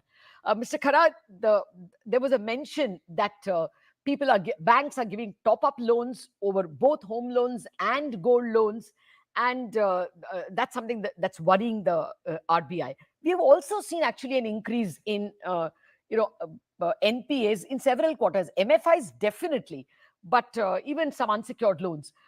Do you think that the best of the asset cycle is behind us, especially in the retail sector? Well, I think the concern which was expressed by Governor was essentially coming from the fact that some of the banks are not looking at the end use of the top-up, etc., which has been given for the home loan as well as for the gold loans.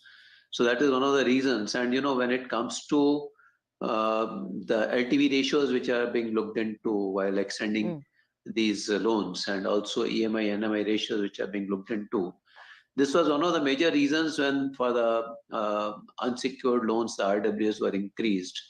So now this kind of practice was seen in some of the quarters, and that is one of the reasons why this was flagged by Governor in this policy statement.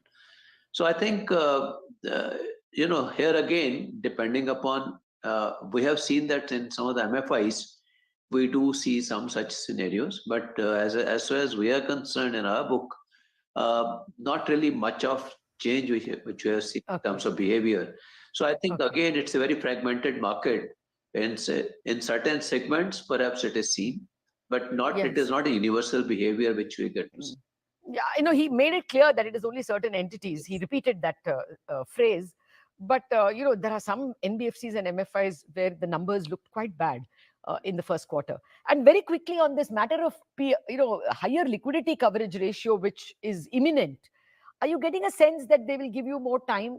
Because when we asked him that question, he said it's only a draft. There was an emphasis on only, which gave a sense that it's either diluted or delayed. I mean, did you personally have any conversation with him? Well, with I think anyone in RBI? In fact, we are all sharing our thoughts on this particular paper, and we are sharing through IB as well as directly also. And I'm sure RBI always gives us an opportunity to explain our stance. They will be very mindful of what our views would be, and only then some regulations will come. Okay, that's good to hear. Twofold questions to you, Prasanna. If this goes through the LCR, there is a huge, people are guessing between 3 lakh crore and 5 lakh crore demand for bonds. And to that extent, credit will also fall because, banks will put their money into HQL, into bonds, and not give it as loans. What is your sense about what can happen to the bond yield over the next 1 year, over the, say up till December or up till March? If you can give me a range, if the LCR rule is as is, and if the LCR rule is not as is. No, but Lata, a broader point actually, I think, refer to the fact that we have repeatedly spoken about financial conditions actually being very easy. But that is if you look at the financial and capital markets like you spoke. But if you really look at outside of it, there has been a craze for getting deposit growth, and there is actually all these, even the LCR guidelines, for example, presses interest rates in the system on the tightening side. So you have this contrasting pressures which are happening. And so to that extent, I think there might be at the margin some kind of a shifting of funding which could happen. But at the same time, like Mr. Khara said, it might not be viable for too many corporates because it's only the better rated corporates who can really access the capital market. But on the issue of on the LCR itself, I think, see, the calculations depends upon what percentage of retail deposits every bank has and so on and so forth. But broadly, people have made around 4 lakhs to 5 lakh crores as the incremental GSEC demand. If people will have to want to keep the same level of LCR ratio as they were keeping prior to the guideline.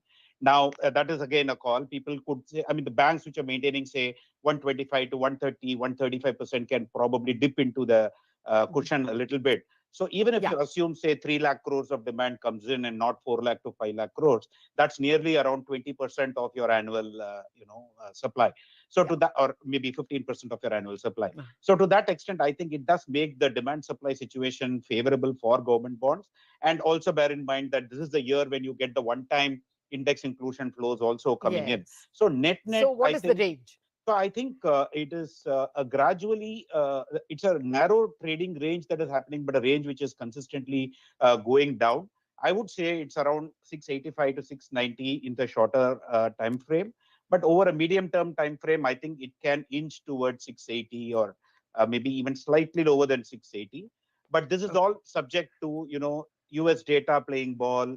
You're not really surprised and at a hawkish kind of a Fed and all that. So all this, I mean, taking into account, I think looks like 680 seems like something that we will gradually move to. Okay. Mr. Khara, I can see you looking at your phone. I'll thank you for sparing time with us. I know it must be a busy day for you. Thank you very much for being with us. I'm not done with the economists and the bond expert. Samiran, a similar question to you. What are you expecting in terms of a bond yield? But more importantly, what are you expecting by way of currency also? We keep writing for headlines' sake, all-time lows, but the rupee has actually outperformed. So your range for the rupee as of December 2024 and bonds.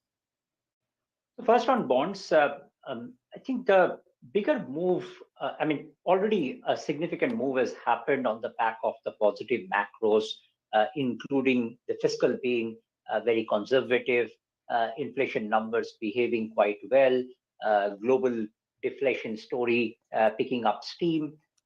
From here on, the next leg of the move has to coincide with farm rate cut expectations from RBI. That, in our view, is probably delayed till first quarter calendar of next year, fourth quarter fiscal. That's when we expect yields to drift closer towards 650, 660, 10-year, that sort of a level. And on the currency side, we have practically forgotten looking at the valuations of the currency. And if you look at the 40-country RER, that went up above that 106 mark in June. And historically, that 106 has acted as some sort of a resistance level. And now we are seeing that in July and August, that is retracing back into that 101 to 106 range where this RER has stayed for a long time. So this is a little bit of that adjustment on the valuation side that we are seeing. So we had a target for about 84 on INR. That's where it's settling down. But from here on, it will depend much on where the DXY is going to move based on Fed rate action. Okay. Fair point, of course. There are too many imponderables. Mridul, I'm completely out of time, but I'm going to take the liberty, a 10-second answer. The economic survey threw this question that should the Reserve Bank or the MPC only look at CPI minus food? Should we take that seriously, or will life go on as before? I think the life needs to go on as before. This has come up as an issue. But even when the inflation target was set, there was a clear big debate within RBI on this. And we took the call of making headline the matrix, essentially because frequent supply side shocks and large supply side shocks lead to generalization of the inflation. No country in the world is sort of targeting core as its measure. Even the advanced economies are actually looking at the headline numbers of the CPI inflation. So the matrix can't really be changed when you have food as 46% weight. Fair enough. I believe it is only Japan and Thailand. So perhaps that's a debate which is uncalled for at this juncture. Correct. Thank you very much, gentlemen. Out of time. So it does look like the RBI status quo policy has all of your agreement. Thank you very much for joining in this special monetary policy discussion.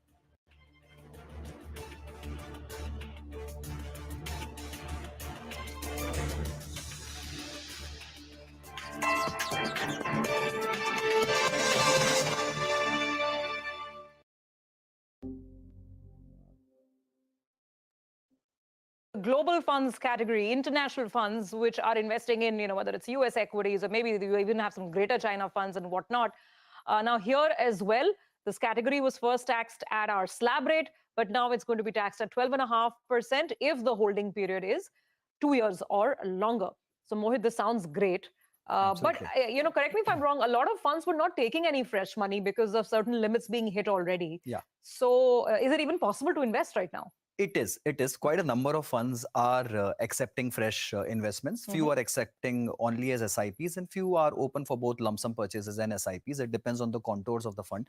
Funds which are purely ETF based, those are the ones where the limit has got busted, and those are the ones which have stopped. But funds which are actively managing their allocations, perhaps directly investing into stocks or international stocks directly, those are the ones which are typically open. There is a whole list of funds, but I think category as a whole, Surbhi, has got a huge impetus. And needless to say, for an Indian investor, it's absolutely must to have a global diversification. Given the profile of our currency, which has been depreciating against the US dollar for almost last 20 years, if you see the track record, the depreciation has been on an annualized rate around 3 to 3.5%. If you want to counter that, if you want to have a real hedge against the country risk or the sovereign risk, or you just want to create a corpus offshore for your children's education or for anything, let's say, I think this is a great avenue available to retail investors, that you go out and invest in international funds. Again, this category got completely out of flavor last year when the taxation was changed, and now it's come back into reckoning with full power and full force. And I think all investors should definitely look at diversifying abroad. Your favorite funds here?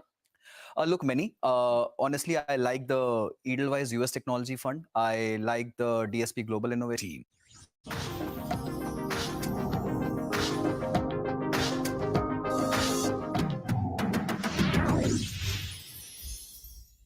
Hello and welcome to this special. I'm Shibani Gharat.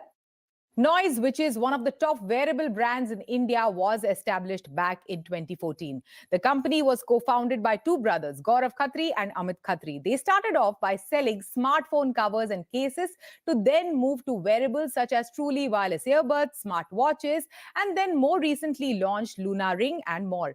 The aim was to create affordable, high-quality wearable technology accessible to a broader audience. They identified a gap in the market for feature-rich wearables that didn't break the bank, and consistently banking on its strategy of innovation at aspirational prices, the brand has completed 10 years now. To speak with us more about the 10-year-old journey, today we are joined in by Gaurav Khatri, one of the co-founders of Noise. Gaurav, welcome to CNBC TV18.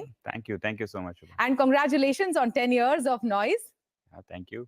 Tell us more about the highlights of the 10-year-old journey of the company. But it has been a beautiful journey when you see growth more than 100% year on year, when you have seen the achievement of being the third highest smart wearable brand in the world. So a lot of that kind of a good feather that have come to us. So very, very humble and kind to the Almighty about it. You and both Amit were doing completely different things before starting off Noise. You are a commercial pilot yourself. How did you decide, okay, this is the space that I want to be in? So honestly, I think the reason for loving the tech was also being a pilot. You are always surrounded by the big machines, and there's a new tech innovation that is happening there. And in the cockpit also, you see a lot of tech available there. So there is a reason, or probably an attachment came from that.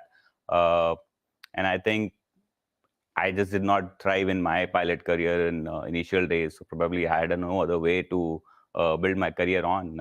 It was just that e-commerce was booming up and things were showing a positive response in India, and new India was coming up. The generation was very, very different. How probably our parents or my elder ones have used to buy the products, right? So the idea was to now figure out the tech, which has not yet come in, not in India, but worldwide also. It has not been so big, which we feel that there is a potential that can become big in coming time.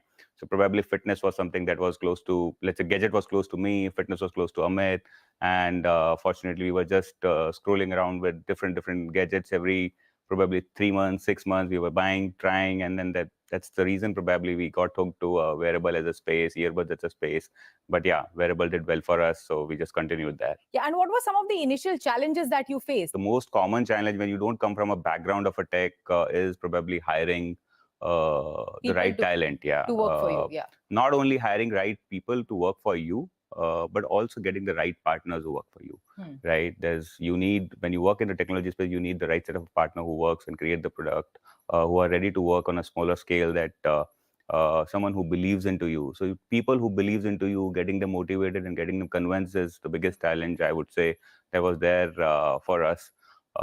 Beyond that, I think everything is more of an operational challenge. Okay, there's a capital becomes sometimes a challenge, and there is a learning that becomes challenge because the category and the channels that we were selling on, wearable as a category was not mature, and then channel e-commerce as a channels were not doing that great in 2013-14, and when we were trying to come in. So at least there was a good part that these were a new channel for us. Everybody was learning in the phase, so we had a time to learn, and I think that probably helped us.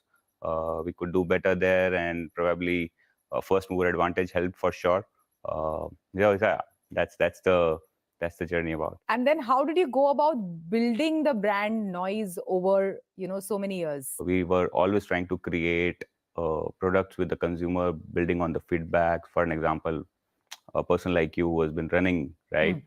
You need an earbud which does not fall while you run. Yeah. So you need to create that kind of innovation in the product that does not fall. So we bought India's first ear-hooked earplugs which did not fall. We created a lot of India's first. We got India's first truly wireless. We got first smartwatch with a colored display that was never available in India. So a lot of those innovation, first IVR, and then we probably created more of it. So I think that helped. Brand building took some time. The more consumer that you reach, probably word of mouth was probably one of the easiest way for us, because we did not come from a lot of money background, right? We did not have enough funds for brand spend.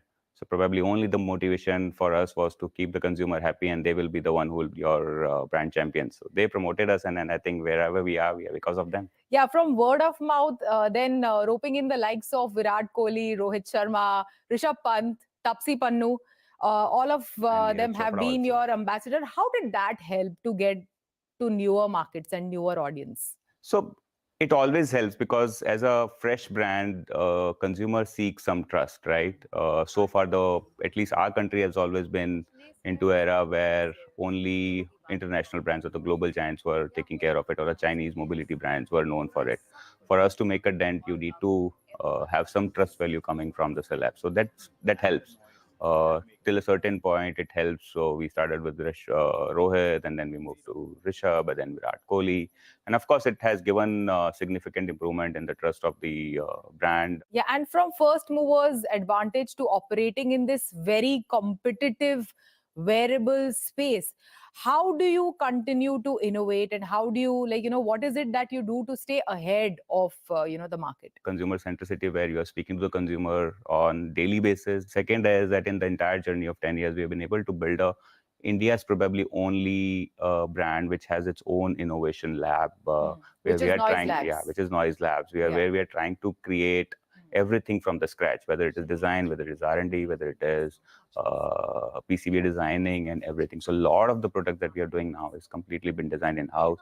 So one, that when you're closer to the technology and you're building by yourself, it helps you to create it better and faster, and it keeps you ahead from anybody else who is just picking up the product from the market and just selling it, right? What also happens when you are creating the technology, you're working with a lot of partners globally. Those partners are the part of the ecosystem who are creating the technology in parallel with you.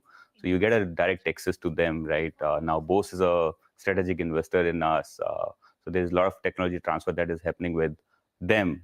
Who knows audio category better than them, who has been pioneered for like 60, 70 years now, right? Such an aspirational brand. Yeah, and how do you keep the prices so competitive? I remember I had tried the smart eyewear, and it was I feel 1/5 the price of what was, what Bose had launched around that time. So how to keep those prices so competitive, whether it is, your smart eyewear or truly wireless earbuds or even your smart watches? What we try to focus on is, let's try to create a product which can probably sell 1 million unit or 500,000 unit, right? And then you do the backward working, what should be the right price for an Indian consumer, what is the price point of a global consumer and everything. Then there's a lot of science behind it. Probably it's a secret sauce for us that has worked well for us. So not something that I'll be able to comment more. Yeah, so from competitive pricing to the price that shocked us from Noise, it was the Luna ring. Priced at 19,000 rupees, more expensive than your smartwatches or any other wearables that you've launched so far. Why are rings so high priced? And, tell us more about launching Luna ring. Why did you get into the space of a smart ring? Honestly, it is expensive for one reason, because it has not been at a scale at this point of time for anybody in the world.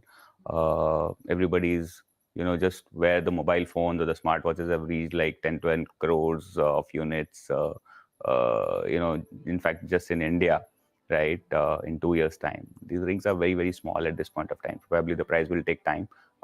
Second, I think it is still in an early stage where you are just trying to get the best health metrics through this. And it's a niche audience. It's not for everyone. And hence probably requires a specific use case for somebody to use it, whether it is sleep, whether it is activity, whether it is heart rate. So people need to be very, very aware about the tech before they think about it. But yeah, I think there will be time, probably it may also come down. Do you think it has a market going forward? Absolutely. The world is becoming healthier, the world is becoming aware, and we probably need much less distraction from a heavy device. It solves a lot of things. One, it is not a visible device in terms of that it doesn't look like there's something that you have worn, right? I think it will become big.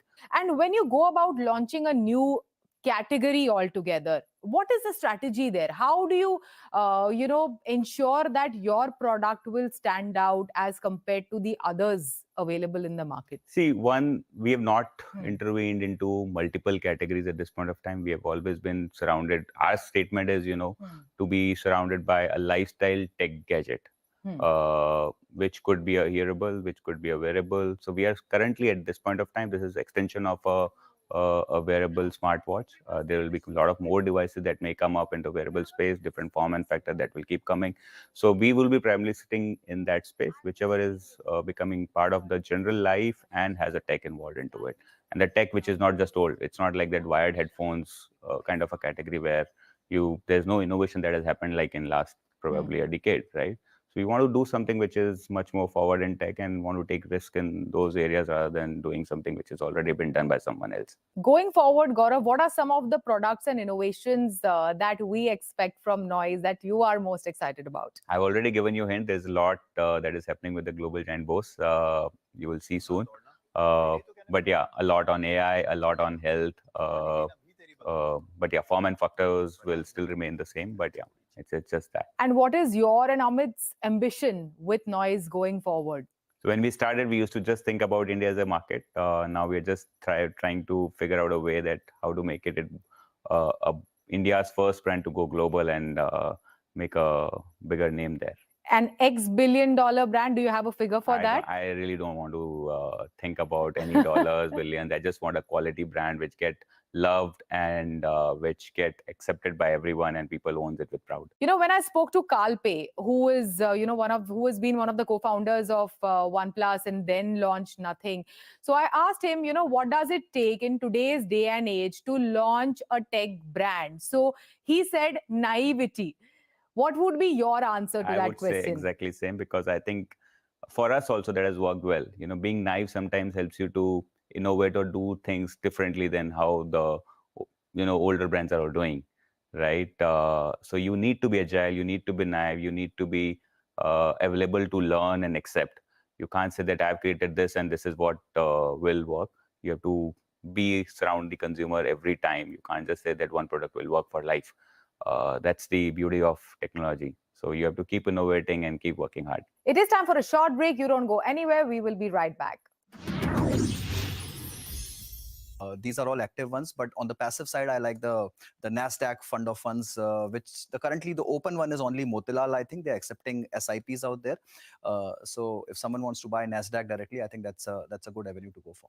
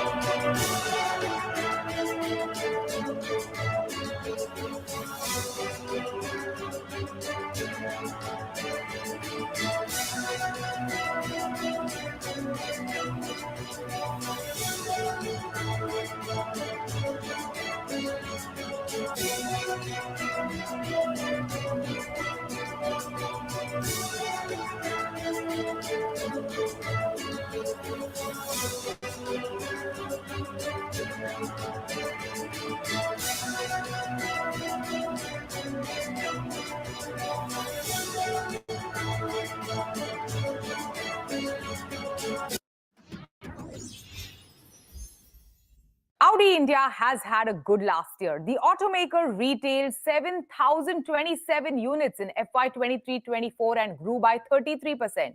And not just new cars, but their pre-owned luxury car business also grew by 50%. In an interview with us, Balbir Singh Dhillon, head Audi India, says that their customers are getting younger and the market for luxury auto is only expanding. Although taxation can be challenging, but consumer desire to own luxury has only increased over the past few years. He spoke about many things, including luxury EV cars market and the company trying to bring their recently unveiled Audi Q6 e-tron to India as fast as possible.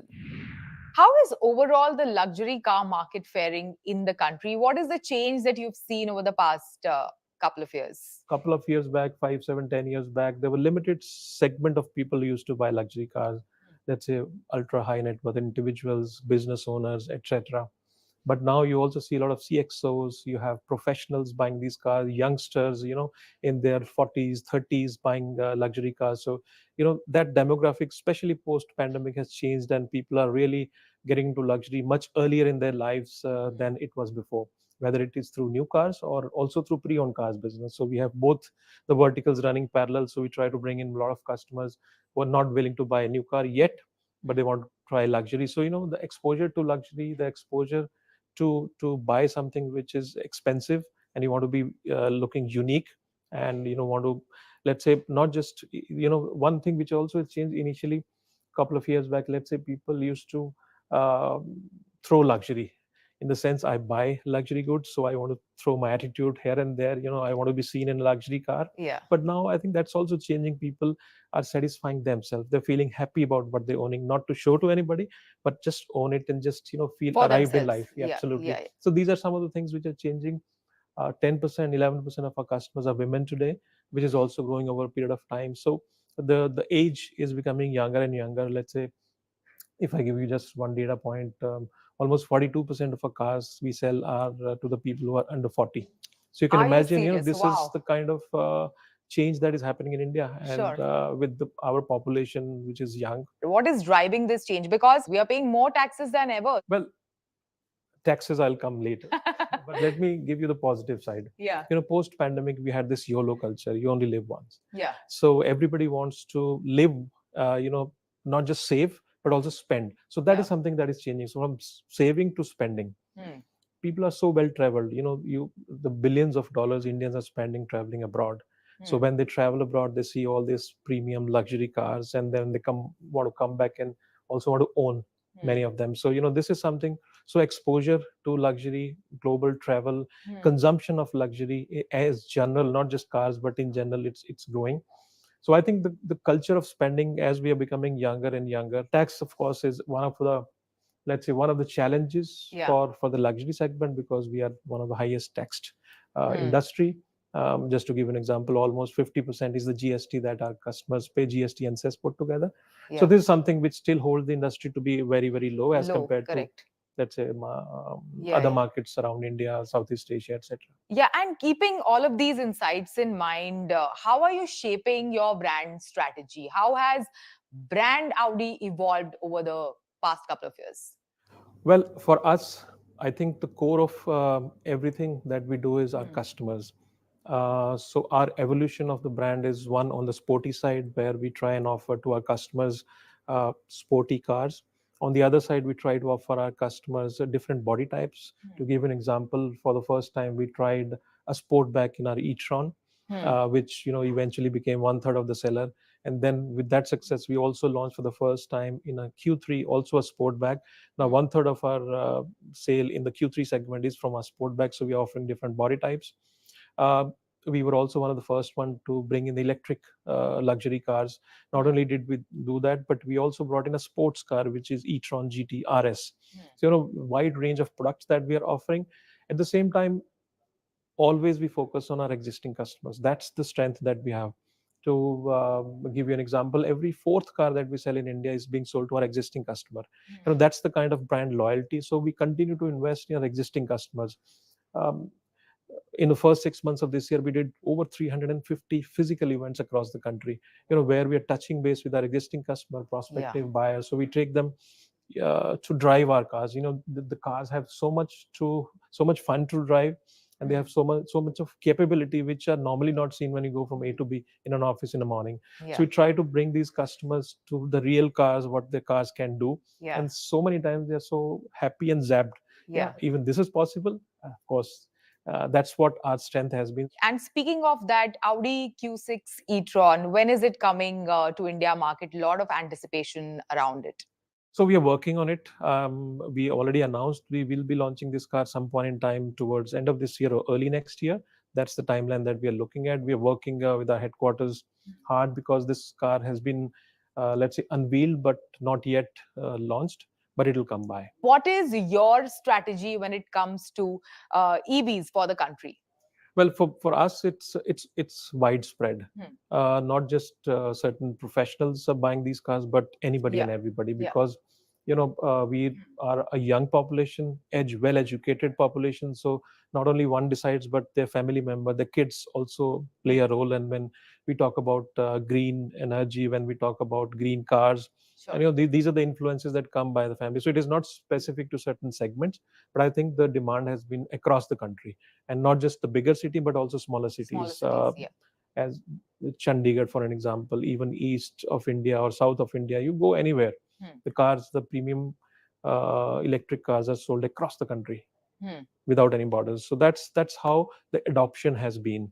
And of course, I must also, in the same breath, say that in the luxury space, the penetration of EVs is about 6% right now, and for us is about 3%. Primarily because we only cater to certain segment of cars. So all the cars that we sell in India, EVs, are mostly above 1.2 crores. So we are addressing a limited segment. But as we go into the newer segment, I think the adoption will also widen.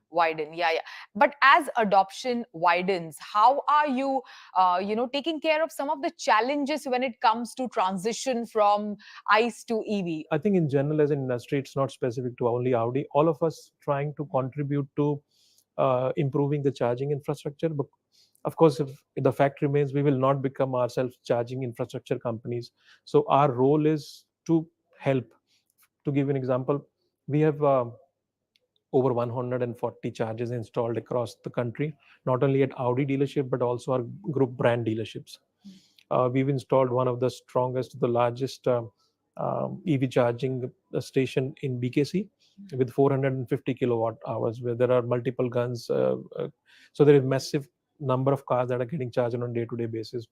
We were one of the first ones to also come out with the My Audi application that had a section only for electric car customers, and this we opened to in the beginning to everybody, where we have today at least 1,000 plus chargers, which are high-speed chargers. As the cars are becoming let's say, more and more evolved. So if you have 500, 600 kilometers of a range within city anyway, there's not a problem. Yeah. The problem is always if you travel One intercity, city to another. which is now happening with cars becoming 500, 600 600, kilometers yeah. range. So I think that is coming from the car side. Last but not the least, sometimes also customers do feel the resale value of the car. They see the battery life, how long is the battery life. So, this is something which always remains, let's say, a question in our customers' mind, which we try to solve by communication. How Sure. best we can give them a confidence of the resale values of the cars and the age the battery can live. Overall, in your tenure, if you can also give us like an overview on how the perception of brand Audi in the country has changed, has evolved, and global. How does global look at Audi's presence in India today? So, I mean, one of the very first employees of this company, so I've been working in this organization for quite long. I think there used to be a time when we used to sell a couple of cars in a month. And from that time, I've now seen a time where we sell 1,000 cars in a month. So, this is the evolution of Audi.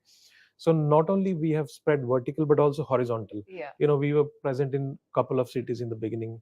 We evolved, and now we have 29 new car showroom and 27 pre-owned car showroom, and then 41 workshops. So the spread has been really, really wide.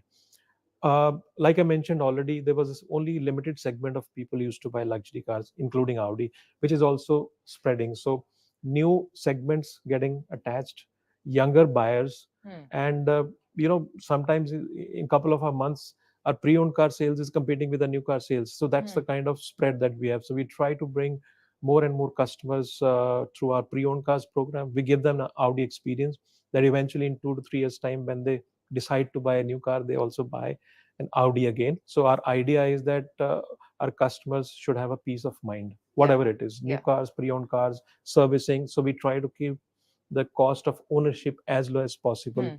The quality of our products, our customers vouch by the quality of our product. So that is something which is, it's always a word of mouth. Whenever you're buying a luxury space, especially in India, you will always ask your friends, family, what are you owning?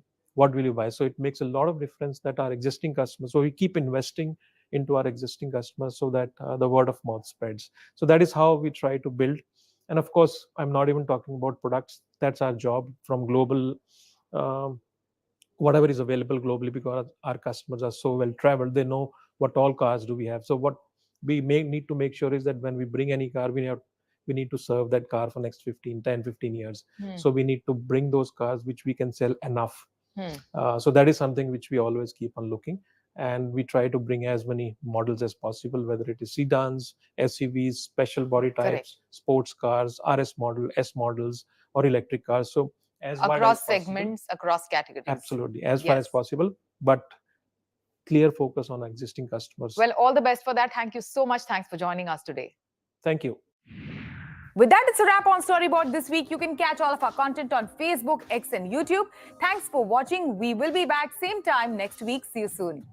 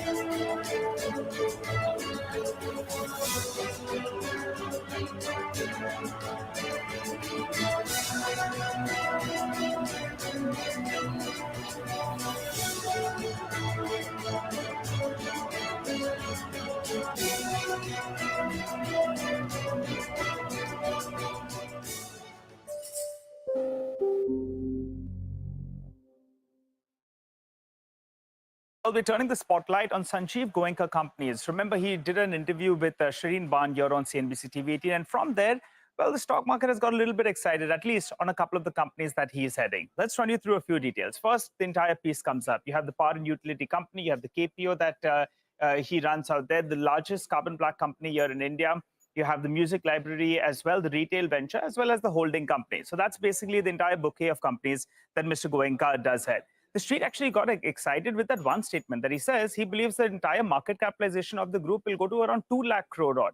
Currently, it's around 72,000 crores odd. So the aggression that, the street has read it as a rather aggressive statement. As of now, 71,000 crores is the total market capitalization, and bulk of it comes in from CESC, from Firstsource, as well as PCBL. And both these two is something that the street is quite optimistic on. Let's focus on PCBL first. The margins have improved gradually over the last few years from around 14%. It's come up to around 16%. Profitability as well has gone up big time from around the 300 crores all the way to around 500 crores. But what he said was he's expecting margins to improve even more. He's talking about 17 to 18%. And he's saying the profit number from 500 crores, it could go up nearly around 5x. Now, those are big and tall targets. If you look at the Bloomberg estimates, then on FY26 numbers, the stock is trading at around 22 times. But if in case the profitability goes up by 5 times in the next 5 years, then it's at around 7 times odd. So that's about PCBL. Moving to Firstsource, that's been actually an underperformer. It's not grown as much as the market. The street has been quite disappointed out there. But they have gotten a new CEO last year. And earlier he had roles at Tech Mahindra as well as Infosys. Infosys for more than 10 years. At Tech Mahindra, he was heading their BPO division, and he had reported very, very good revenue growth of close to around 20%. So now the street is optimistic that maybe, in fact, this growth that is looking quite subdued over the last few years, barring the COVID period, maybe Firstsource can continue to grow from here on. And one of the things that they have done is they've gone ahead and they've upped their guidance. They've upped it for the current year to around 11.5 to around 13%. The long-term margins, they're talking about going to around 14-15%. And if you look at the valuation parameter, even after the recent run-up, it trades at around 20-25 times. So that's on Firstsource as well. Moving to the other piece that we're looking at, this is an interesting one, because the other way to play Firstsource is play the holding company. So RPSG Ventures, it has close to 50% stake in Firstsource. That's valued at roughly 11,000 crores. The IPL franchise as well, 51% is held under this franchise.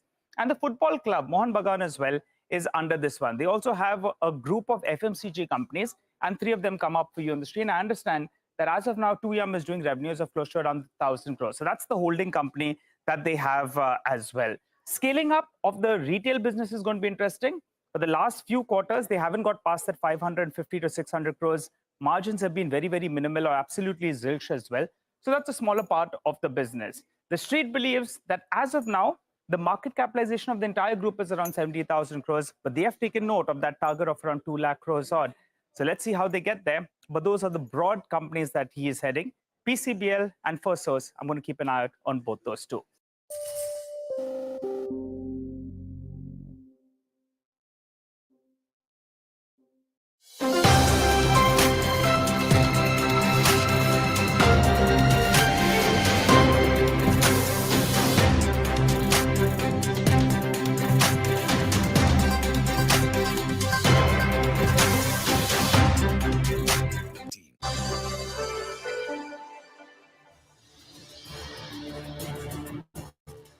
Hello and welcome to this special newscast this Sunday. I'm Surabhi Upadhyay and here are the top headlines.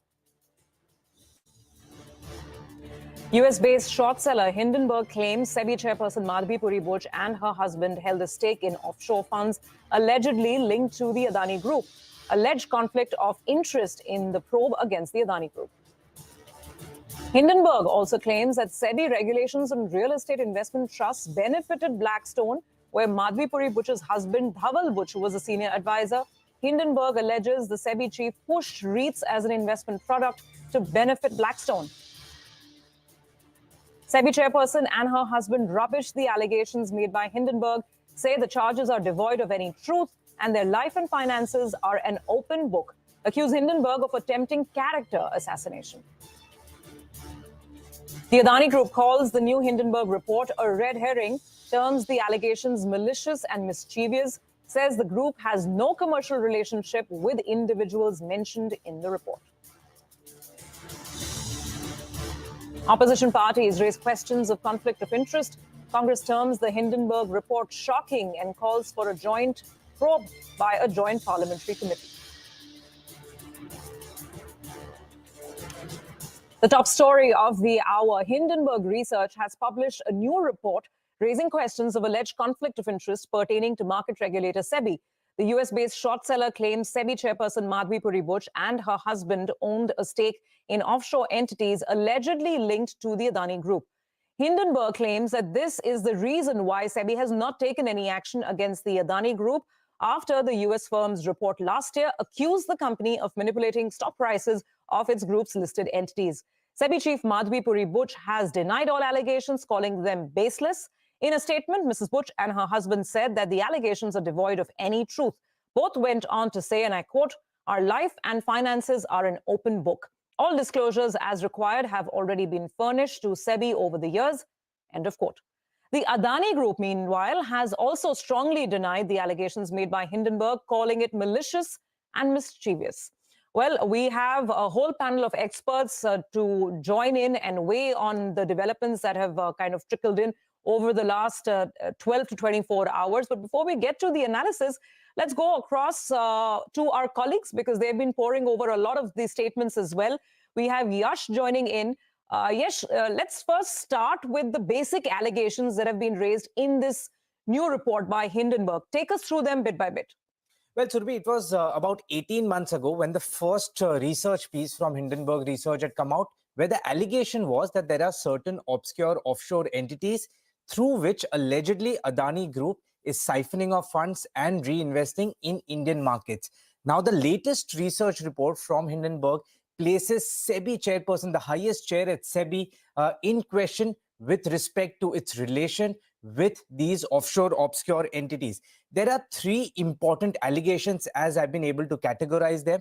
To start with the first one, that is with respect to investment in these offshore funds allegedly used by Adani to siphon off funds. Hindenburg Research says that there are certain whistleblower documents with them which reveal that SEBI chairperson Madhabi Buch and her husband Dhaval Buch had stake in these certain offshore entities. According to Hindenburg report, these entities were used by Adani to allegedly siphon off funds. Which are these entities? Two important entities named here. One is IPE Plus Fund and the second one is Global Dynamic Opportunities Fund. According to the research report, both these funds were opened by India Infoline, that is IIFL. Now, what is the sum and substance of the allegation here? First one, SEBI chairperson and her husband had hidden stake in offshore Bermuda as well as Mauritius-based funds. Second one, Madhabi Buch and Dhaval Buch first opened these accounts at IPE Fund 1 on June 5th, 2015. This date is very important because when the account was opened as per the research report, Madhabi wasn't the whole-time member at SEBI, nor, of course, was she the chairperson at SEBI, because she became the whole-time member at SEBI on April 2017. Now, what the report also says is that before Madhabi Buch's appointment as the SEBI chairperson, Dhaval Buch wrote to Global Dynamic Opportunities Fund and requested to have complete 100% authority on that particular fund in terms of transactions, essentially taking the assets away for avoiding any conflict of interest as SEBI chairperson was taken over by Madhabi Buch. Also, in February 2018, remember this was when Madhabi was the whole-time member and not the SEBI chairperson. She wrote to IIFL seeking redemption of 100% units in Global Dynamic Opportunities Fund. Now, the second allegation is that because of SEBI chairperson's interest in these offshore obscure funds, which allegedly were used by Adani to siphon off funds, that came in the way of her investigation against the Adani Group. Now, there are three important questions under the first allegation that Hindenburg Research is asking. First one, why did Madhabi Buch and her husband invest in multi-layered offshore funds with very minuscule assets, despite their being mainstream reputable onshore funds. The second question is, why did Madhabi Buch and her husband choose to invest in funds overseen by an entity, IIFL, in this particular research report, which had ties with the Wirecard scandal? Third one, why did Madhabi Buch and her husband choose to invest in funds allegedly used by Adani director to siphon off funds? That's the first allegation. The second one is with respect to conflict of interest in Singaporean entity, which was called Agora Partners. According to Hindenburg Research, Madhabi Puri Buch was the whole-time member, of course, between April 2017 to March 2022. And during the same period, she had 100% interest in offshore Singaporean consulting firm called Agora Partners. Madhabi Puri Buch, according to the research report, transferred her shares in Agora Partners to her husband after her appointment as SEBI chairperson. Now, here the allegation is that Madhabi Puri Buch continued with the ownership of Agora Partners despite her being a SEBI whole-time member, essentially alleging a conflict of interest, which sort of, collided with her term as the whole-time member at the Securities and Exchange Board of India. The third allegation was with respect to conflict of interest at Agora Advisory India. Here, Hindenburg Research says that Madhabi Puri Buch owned 99% of the stake in Indian consulting business called Agora Advisory India. At the end of FY22, Agora Advisory India generated nearly 2 crore from its advisory business, which was nearly 4 times the pay which Madhabi Puri Buch was getting in the previous year as her term as the whole-time member at SEBI. So these are the 3 allegations, but largely talking about her interest in these offshore, questionable, as Hindenburg Research says, global funds, and did it come in the way of SEBI's investigation against Adani? That's the moot question which the latest report from Hindenburg Research points at. Okay, so yes, just to summarize this, basically, these are 3 different allegations. The first category is you're describing deals with these 2 funds, IPE Plus Fund and the Global Dynamic Opportunities Fund. That's the first set of allegations in terms of, the investments, the point of entry, whether she was a whole-time member, when she became chairperson, and the timelines that are really important. The second set, you're saying, deals with Agora Partners, which is a Singapore-based entity. And the third issue that Hindenburg is raising is Agora Advisory, in which, according to Hindenburg's data, Ms. Buch was owning 99% stake. Correct. Right? So these are 3 separate sort of issues that this report draws. And thanks very much. That kind of streamlines it for us, and we'll take it forward with the